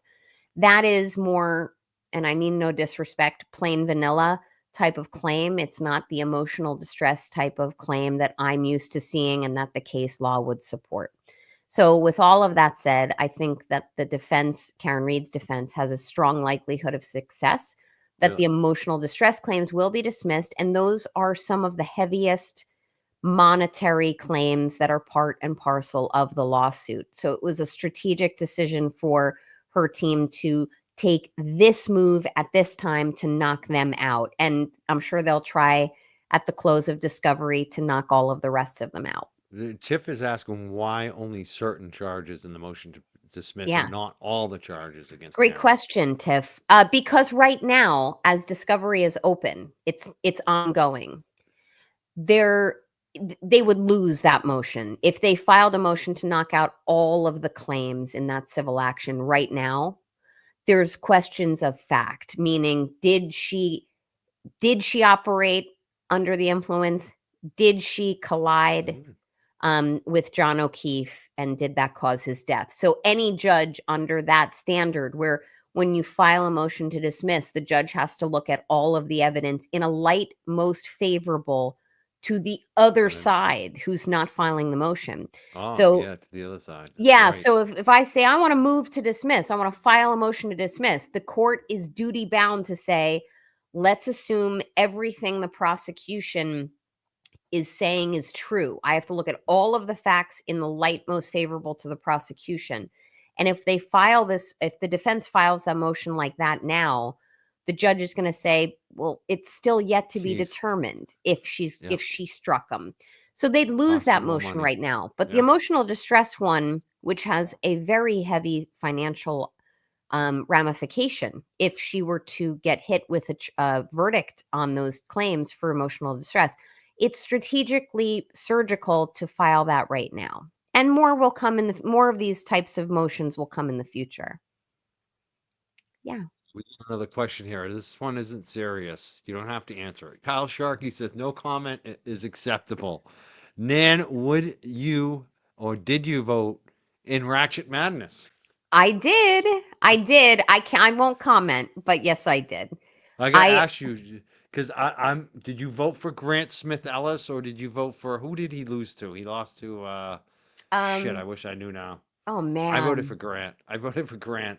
I think I voted for him. I think You I did. did. I have been exceedingly tired since I got back from my vacation, so my memory's going a little bit. But yeah, I think I voted for Grant. I love Ratchet Madness. I love the concept of it. I want to say when it was announced, I might have been away, so I didn't understand what it was, and I'm not big on like sports brackets and stuff, so I kind of had to really educate myself. And I am a blonde, so I'm like, what is going on here? And I kind of listened to Aiden explain it. But yes, I did vote Kyle. Thank you so much, and I find it very How entertaining. mad Cosgrave? Do you think he personally got offended? Is that why he presented Ratchet Madness to the judge? He I printed it think out he because of him himself. You think? at the risk of insulting the elderly, but I can say this because I'm accused of being elderly. Okay. Mike, Me let's too. not forget we're both Gen X, We're old. We're Gen X's now. We're considered old now. We're but I get People called call like a us boomers all boomer. the time. Yeah, Uh, we're uh, always boomers now. And but these kids now, these millennials and below, especially below, even millennials, they think anyone over like age 25 is a boomer. I love it. And like I'm in my 40s and people are like, "Oh my god, she's a nana and she's elderly." But I hold that aside. At the risk of sounding like I am insulting the elderly, which I am not. I think Cosgrove needs to hang it up because Yeah, I don't think in any way, shape, or form that he understands half the shit he's bringing before the court. He doesn't know what a YouTube stream presentation. is. A He'll YouTube call it a presentation. presentation. Presentation. You notice he started. He did actually. He's still sticking with presentation a lot, Yeah, but he did actually throw in YouTube show at least once the last I time. I heard think I he heard a caught on a little show. bit. I think I he heard caught on. I heard him say show or something other than presentation, and I went, what? Oh my god! But he doesn't understand half the shit he's producing, so I don't think he's upset about Ratchet Madness. I don't think he even understands like whatever it was a couple of months ago when they tried to revoke Aiden's bail based on his commentary involving Elizabeth Proctor and what she likes to do to her husband of an intimate nature. Or there was some type of comment that Aiden made on one of his shows, which I was laughing my ass off, to be honest. But these are things like when the Commonwealth through Cosgrove tried to revoke Aiden's bail. I think it's twice now for things like that. Or I think at some point Aiden said he wanted some he'd be happy if something happened to Tully. Yeah, Like these are stupid things, and he has the right to say them. But Cosgrove doesn't understand factually what's even being reported to him by probably KP or others right. before he makes these applications to the court. So I don't think he understands Ratchet Madness. I know. I don't think he understands satire, which was why I found it a little refreshing when at least a couple of months ago, Doolin on the argument for the motion to dismiss that Aiden's team was arguing, Doolin seemed to really get it that Aiden is a satirist, among other things. But Cosgrove doesn't understand that. He's extremely literal. He will not portray well before a jury because Right. Bradle and Betterow, in my opinion, plus Are good. Aiden, who has the right to remain silent, but I would encourage him not to in this case, depending on how it arises. But they're just better able to bob and weave and maneuver and understand the vernacular involved with activism, journalism, satire. They understand what a YouTube stream is. They understand what articles are and the fact pattern that developed. Everything that comes out of Cosgrove's mouth is so third person to me. He'll say it was brought to my attention that Mr. Yeah. Carney did this or that. Meanwhile, I guarantee half the shit he brings forth to the court, not only does he not understand it, he's probably been hearing it from KP, who has That's that right. dog in the fight. So that was a long-winded answer for I think that I It's a good point because someone else made the comment tonight yeah. about the exact same point about Cosgrave and the Judge Doolin.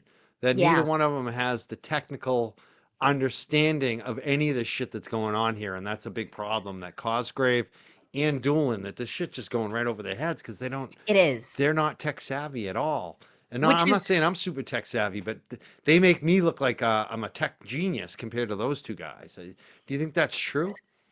Yeah, I do. And someone just said like he's a Cosgrave is a living fossil. I mean, he Yeah, kind of is, and I don't. I'm sorry. I'm calling it. You have yeah, to understand the nuances of your prosecution if you're going to take such great lengths to delay justice.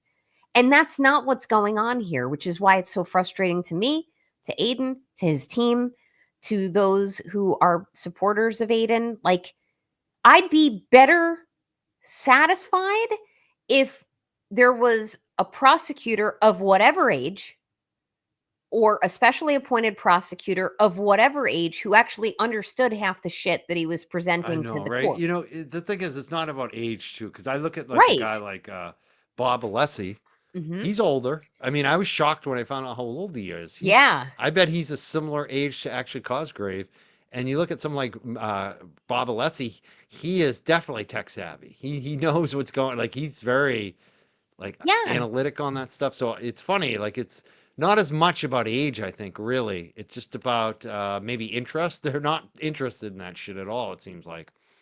And if he wasn't if Bob Alessi wasn't familiar with whatever subject matter, he'll even I've heard him say this during interviews.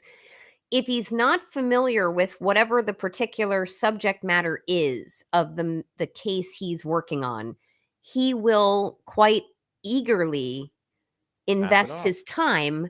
to understand it. He'll learn it and he'll Yeah. talk to experts and he'll say, okay, but here, this is Cosgrave, kind of meandering Lazy. his way, muddling his way through. He doesn't get it. There's the whole other mellow subtext. Like, what the hell's going on with Mm, mellow right now?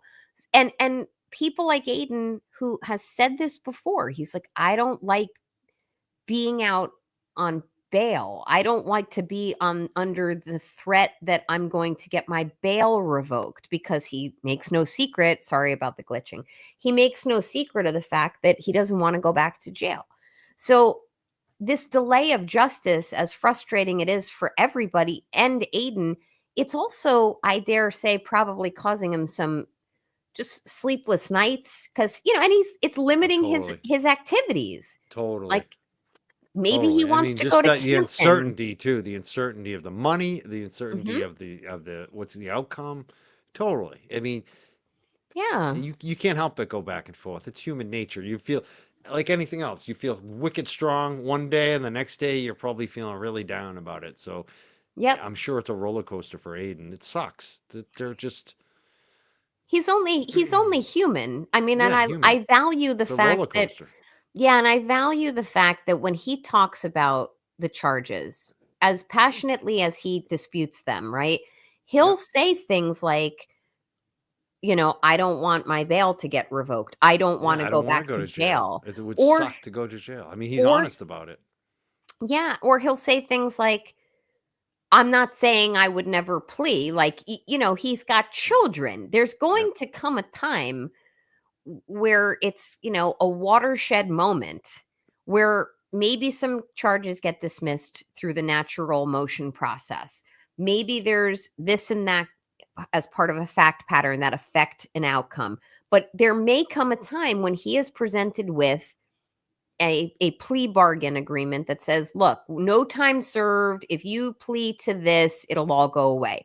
And any client of mine, if that happened based on whatever varying circumstances, I would sit them down and say, let's talk about this. And they would probably tell me, I'm not going to plead to that. I'm not going to admit that I did something wrong. I'm not going to, like Karen did, I'm not going to plead to something I didn't do. Fair enough, and I respect it. But as my attorney, I'm your attorney, and it is my job to tell you, you may wish to consider this because you could lose Yeah. and here's your exposure. It may be low odds, but you don't want to play those odds because the outcome is so horrible, if Yeah. you lose. So I just respect him I just, not this, I just respect him so much for being so raw and honest about all of the intricacies involving this really horrible set of circumstances that he's living in right now, with a bravery that is unmatched. And he's not afraid to talk about what he's legally permitted to explain. And he is driven by uncovering the truth. I really resonate with that. And that's why I continue to support him. thank you so much for being here tonight. Today, I see tonight, but today or tonight. My Some people, pleasure. it's funny because some people are watching overseas and they're like, it's nighttime. Like you never know if it's in Australia. It's like totally different. We have people watching all over the world now, so it could be nighttime. It could It's almost be. nighttime. It's 4:52, so like I guess you could say night now, right? Late Maybe afternoon. Yeah.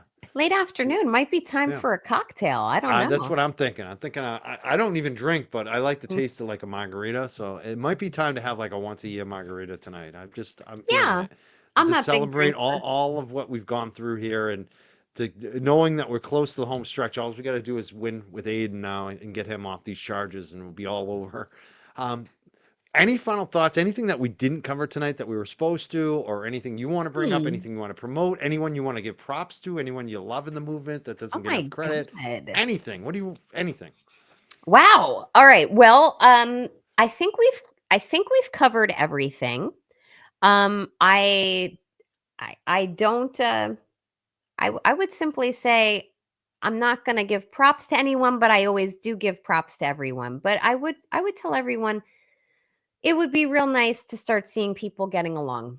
I'm seeing a little bit of an uptick, and in terms of drama, as I mentioned before, and I don't like it. And I hear people, and I've been kind of glancing at your chat. I hear people with assumptions on things and saying, "Oh, could you just explain this, or would you explain that?" And I'm not explaining anything, and I don't have an obligation to. And I would just want everyone to kind of focus on the real important matters that these content creators, including Mike, like to focus on to keep public discussion going, to keep independent thought fostering, to really keep the eye on the ball. And like I said earlier, if people are focusing on drama, or they're focusing on who said what about whom, or who's competing with whom, or this person doesn't like that person, so they must be having a cat fight, and etc., then I think everyone's priorities are skewed. And don't believe everything that you hear, that you read. And I mean, I know I'm being a little cryptic right now, but I feel like this is at least an opportunity for me to say that. And one last thing, Mike, I did, as I had mentioned on my social media, I actually took what was a very basic channel on YouTube that everyone gets associated with their own handle, which I've always had since I started my handle. And I did create a little channel called the Lawferio Official. I have no current plans to create live content, or to compete with any content creators. I am not competing. I have a one or two, maybe one little video up there of a presentation, a speech that I gave at a Karen Read fundraiser. I put that there. I'm going to put little videos of my son doing the Daily Blaze. I do put posts up generally, if I'm going to be on someone's stream. But I would just mention to everyone that everyone keeps saying, "Oh, I can't wait till you stream," etc. I'm not. I'm not really a law tuber. I'm just the chronic guest that keeps returning on my friends' I wouldn't platforms. thing for me is I wouldn't mind if you had a channel. To me, it's up whatever you want to do. Like whatever you want to do, I'm supporting you.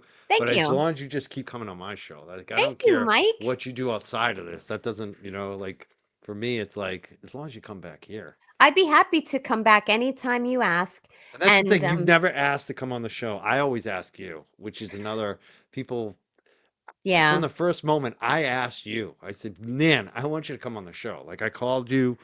I Yeah. pursued it, like, so like for people Girls, to he know how this, pursued since me. we're We're breaking clearing down the up. fourth wall and we're telling all the secrets behind the scenes tonight. Yeah, like I think We there's are. We're talking about money tonight. We talked a lot about different things. I love this.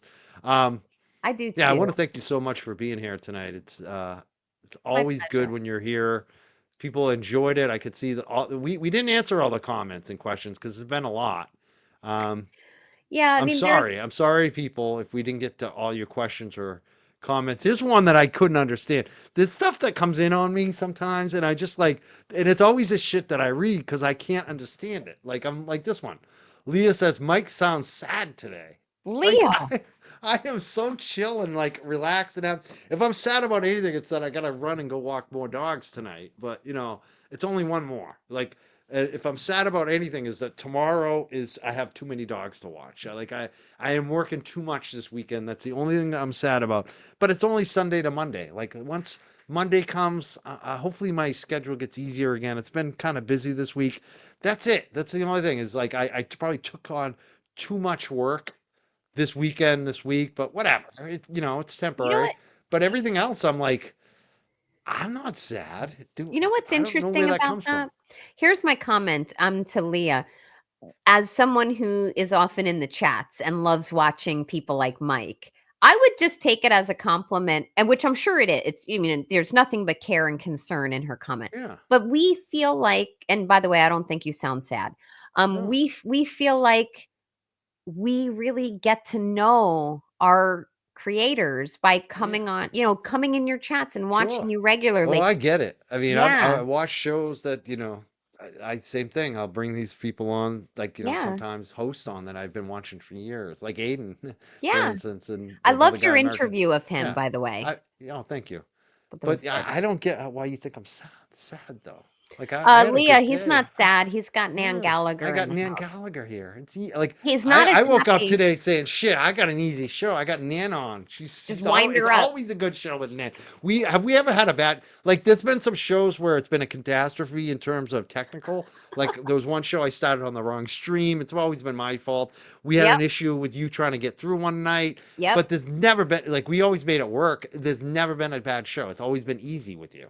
Yeah, I'm easy. Tell a friend. Write it on a bathroom wall. Nan Gallagher is easy. I No, didn't but mean it like that. no, I'm kidding. But It's it's like funny. just like I got a voice for radio. Yes. But it's true. There's always Uh, not always, but there's been some you, technological glitches, mostly on my end. well, we One of both them I have had to had that. take It from my happens. dining room last Yeah, month, but yeah, it worked. it always Whatever. works. It's like It works as long it's as it like works. But it's always been like in terms of like conversation. It's always been easy. Like it is. It is. sometimes it is like pulling teeth with some guests. I gotta admit, or you get like you're like, oh, I don't think they like me or whatever. Like it's always been easy. You just go. It's so Yeah, it just I don't know. winds You me always up. have a good show. Well, the first time I ever spoke to you on the phone before I was scheduled to stream and you actually sized me up on a phone call and you said it's like so easy to talk to you and I said, "Yep, that's me."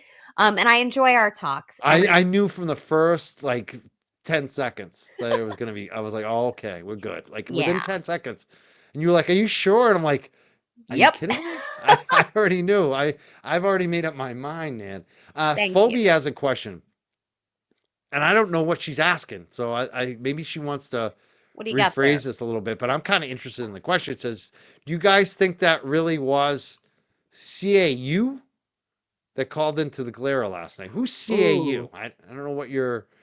Gosh, I don't know. I wasn't watching the Yeah, I didn't glare. watch the Galera last night, so I'd like to know. It sounds interesting. Like who was the mystery caller in the Galera last night? Maybe someone can answer that. Who is Man. CAU? Are you talking about maybe Chris Albert, Kalu? Like what? Who is that? Caillou. Yeah, I don't I don't know. know. Somebody put it in the chat. I don't. Oh, Cosgrove? No. No. Oh, Cosgrove? Cosgrove. Someone said Cosgrove call. We got to listen to that. Did No Cosgrove actually way. call? No way. You know, wait, Cosgrove joking around. This is crazy. Now I have to look at the Now end. we're gonna have to go listen to the Galera last night. Tell everyone Yeah, the Galera we sent everybody. that's so funny. So Grandma.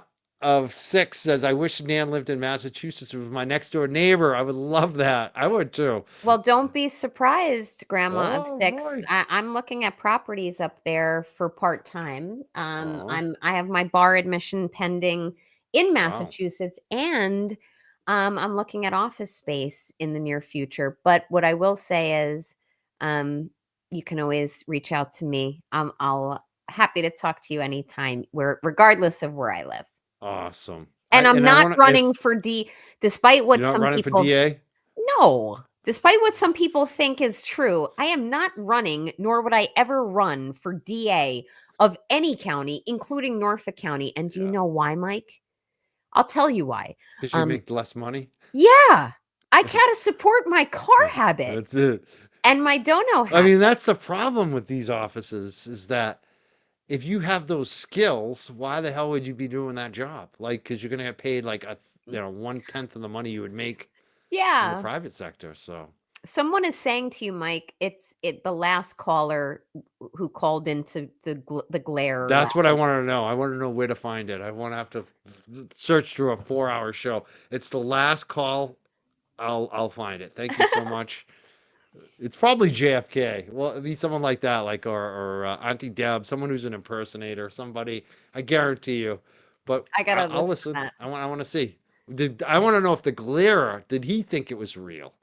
Because Man, he's a I pretty can't believe I smart missed guy. that. And I Yeah, saw Scott McGinnis posted, "Hey Scott, how are you? I miss you, my friend." But yeah, he said it was hilarious. So I'm gonna have to we're definitely. gonna have to It check looks that like it out. was an impersonator. Yeah. Yeah. And So if I missed any of particular super chats, no, I think we got them all. I I think we got always them say to all. people, like, if Yeah. there's anything else I need to answer that somehow didn't pop up, you feel free to reach out to me at any time. But it is great to have been back as an honorary jerk.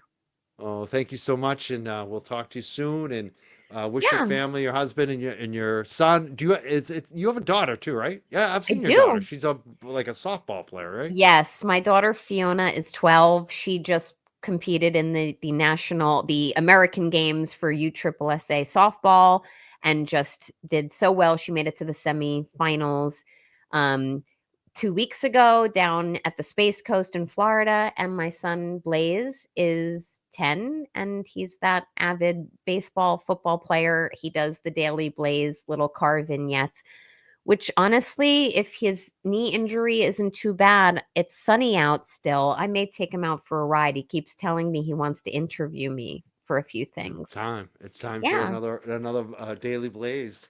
Yeah. Congratulations on your family and all the success to them, both of your Thank son and you. daughter. And thank you so much for being here. We'll talk to you soon, Bye, Nan Gallagher, and make sure guys. you hit us up if you come to Boston I again. will. Bye, Mike. Care about you so much. I'll see everybody soon. You Bye. too. Attorney Nan Gallagher, thank you so much. La Ferio on Twitter. Make sure you follow her if you're not already. She's phenomenal. That was 2.5 hours and went by like that. And we got to everything. We got it in today. I want to thank all of the super chatters. It's nice to see a nice large early afternoon crowd. I wasn't sure if people would show up today. It's a nice day, you get worried, but people did show up today.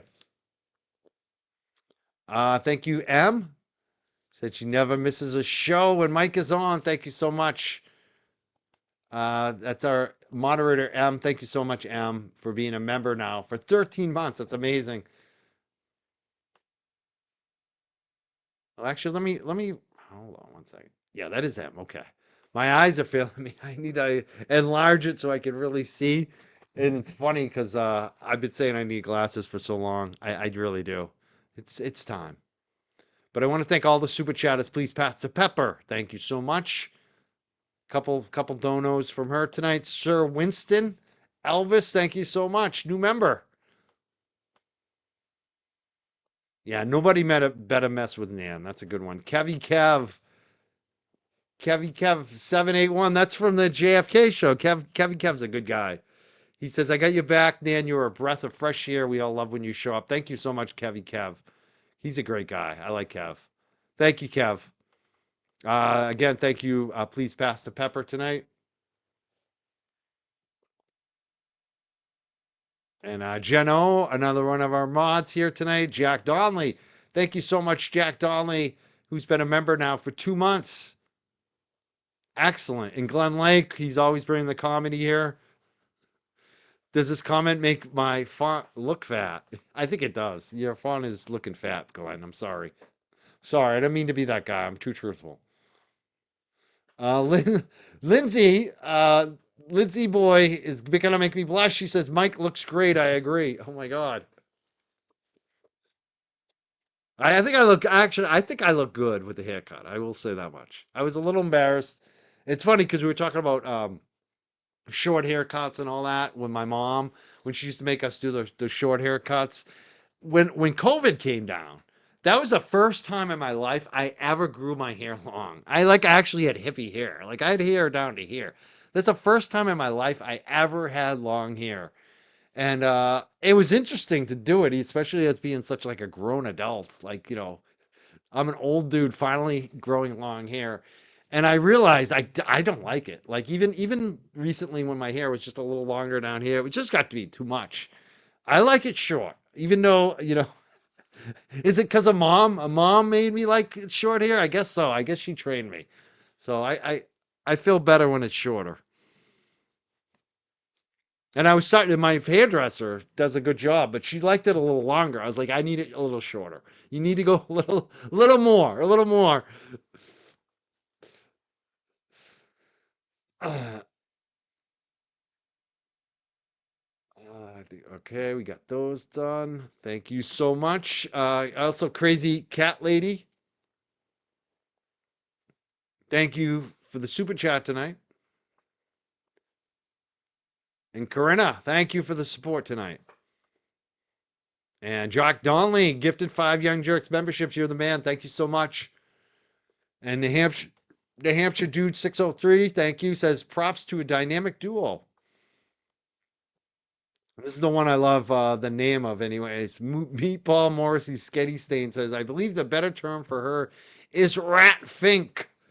Yeah, she is a rat fink, KP. I know who you're talking about. Thank you again, Kevy Kev. He says, rest in peace, Giga. His funeral was today in Haverhill, Mass. I really haven't covered that enough, really at all. I don't know enough about it. Um, I think that's something I want to have JFK and James and you guys maybe on the show to tell me about it, update me about it. Thank you, Kev.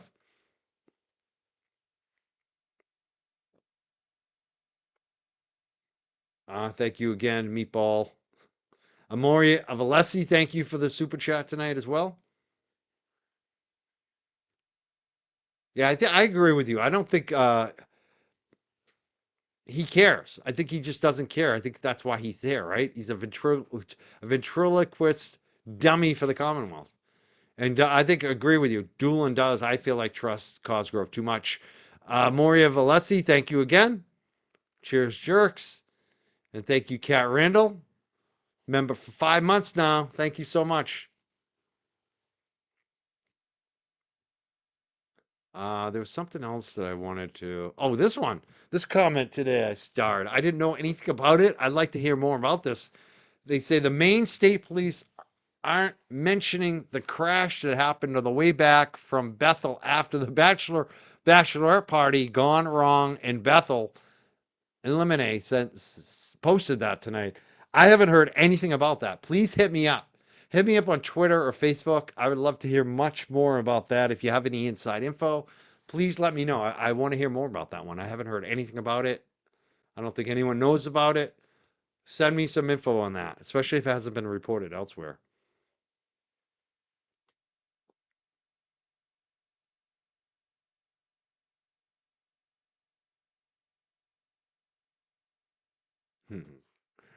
Sir Earl of Grey says, don't you have a defense fund you're asking people money for and you're buying another computer? Yes, I am buying another computer. It's part of the business. You have to invest. You buy cameras, you buy computers, you buy all kinds of shit. Yeah. Yeah, it's part of the cost of doing business here. You got to have the right equipment. And I am actually pretty damn cheap. Like honestly, I am probably the most frugal person you know. But yeah, I unfortunately, Sir Earl of Grey, I do need another computer. And for some reason, you feel like you should tell me how to spend my money, which is fucking weird, dude. I don't follow you around and tell you that you eat too much McDonald's. But I haven't asked for money for the defense fund lately. You know why, Sir Earl of Grey? Because it got fully funded. People funded it completely. I haven't spent a dime yet. That must piss you off. Are you pissed that people have donated over 10 grand to defend me on that defense fund? Are you mad about it? Too bad. I'm having a great time, and I appreciate every single person that donated to me. Yeah, and I do need glasses. I'm gonna spend some money on glasses. I may get a couple. I may get 3 pairs this time. Last time I got 2 pairs. I may get some designer brands. Are you gonna get upset, Sir Earl of Grey, if I get some designer? Maybe I'll get like the most expensive ones. Maybe I'll like be Mr. Fashionista for once in my life. Will that upset you? Will you be very upset? Maybe I'll ask people if they could donate so I can get new glasses. Will that make you upset too? Are you gonna get jealous? Will you keep coming back? Are you gonna keep coming back and getting upset? Throw more money at me so this clown gets very upset. It's like, who's the most expensive eyeglass guy around? I'm gonna go to that person. They're mad at how successful I'm getting. See, this is why I laugh. I enjoy it. Like I've gotten to a new level where when people throw shit at me that like this, sometimes I poke them back on Twitter and shit. But mostly I just laugh my ass off because I'm like, look how jealous they are. They're jealous of my success. After I mean, if you struggled for friggin' 25 years doing this shit and you finally break through and you're jealous of that person, you're a fucking idiot. You're like a complete clown. And especially my level of success. It's not like I have 5 million followers. I'm at like 100,000 when you add up all the, I'm a mid-sized show. I'm not huge. I'm not tiny, but I'm not huge. Come on. Yeah, I know. I should throw the Amazon wish list up now. That would really piss them off. And you know why I'm buying the third computer for this, so I can do more. There's something that you folks don't know. I'm gonna share something pretty soon, hopefully. The reason why I probably do need a third computer.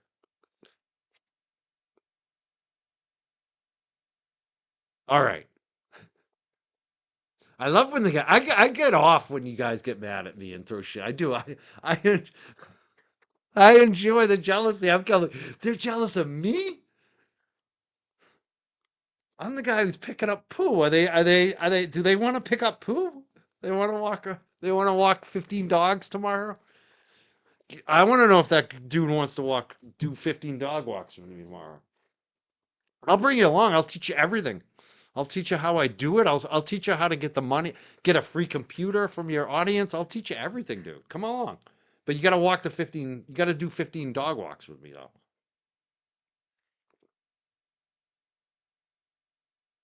What else do I want to do? Oh yeah, I want to close the show. I want to play it again. I just like watching Aiden do his thing with Tim Bradle from court. And I know I played it over and over again, what happened in court the other day. So I'm not going to replay that. What I'm just going to replay is his little speech for people who didn't see it, because I think it's important to reiterate again what went on in court the other day. And so I am going to close the show with that. Yeah, the art of grifting. Yeah, I am. You know what? It's funny for all the work that I've done and all the success I have and the money that we actually did make over the last couple of years in the show. I'm not that great at grifting. If I was really good at grifting, I'd be a lot richer. Like I would have, like I could have, done the full deal with the merchandise. And if you notice, I don't have any Karen Read merch. I don't have any of that stuff. It's just the Young Jerks. I could have taken it to another level if I was a better grifter. I could have made a lot of money.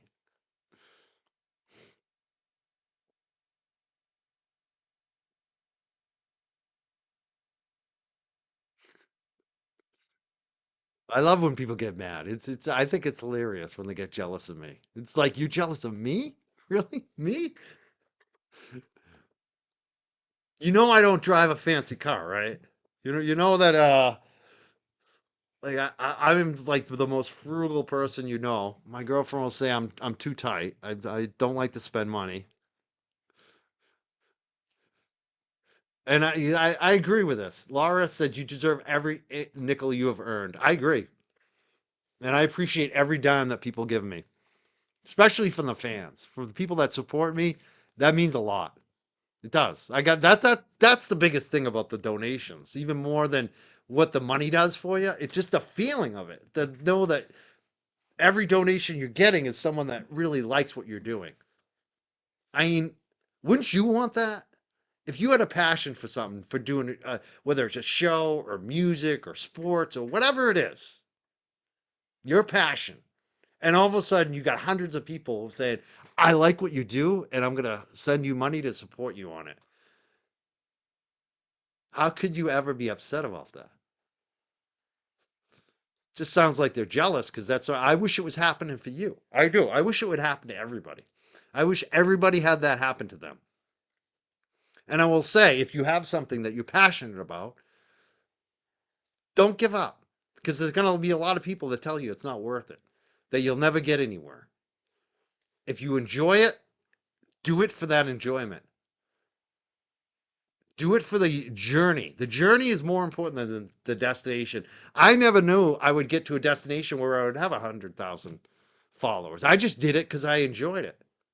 I did it because I liked the voyage. I liked the experience. I liked talking to people. I liked helping people. So, if you like something like that, if you have a passion, do it. Just continue to do it and get better at it. Build your skills. Experience matters.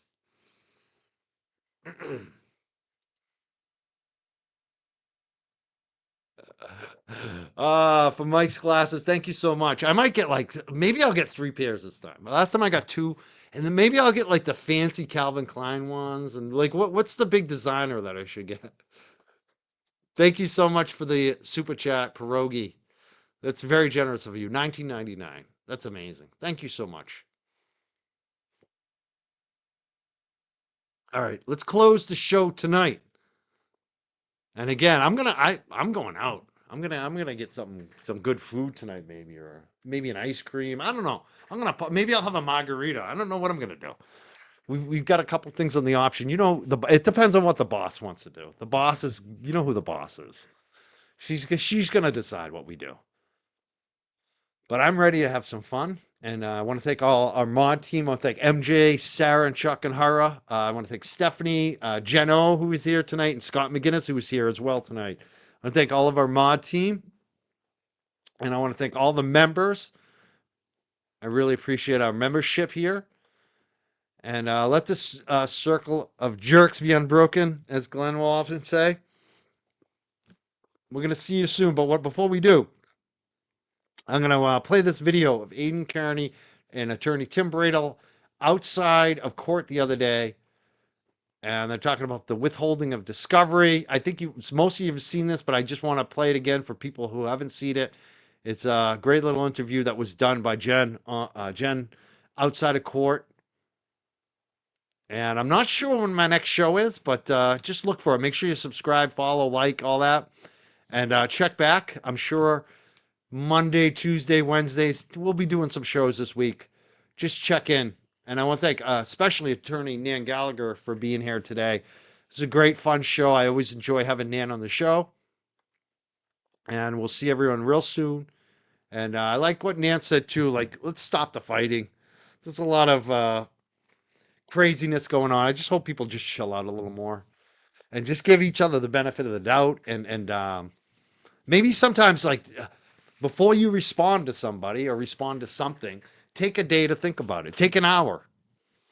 I always feel like if I wait a day and I still feel strongly about it the next day, then okay. But oftentimes a day later, I'm like, you know what? I was probably overreacting. I'm not going to say something. And that's usually the best way to go about this kind of conflict, and try to reach out to people when you can, if you can talk to them privately. But enough of that. I'm not going to preach and tell you what to do, but I'm just saying what works for me. That's what's always worked for me lately, is to try to take a breather and maybe take an afternoon or a day or two and say, hey, do I still feel like that in a day? Because oftentimes we don't. Oftentimes we realize the intent wasn't actually what we thought it was. I think that's what happens a lot too, is that we overthink things and we think it means more than it does, and it doesn't really mean what we think it does.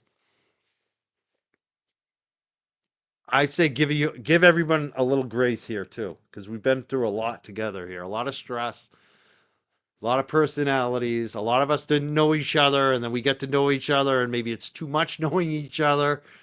So I think we all just should, as much as possible, give each other support when we can. Enough preaching. I'm out of here. I'll see you when I see you very soon, hopefully. Have a great rest of your weekend. Enjoy tonight and the rest of your weekend, people. Peace out. Thank you so much.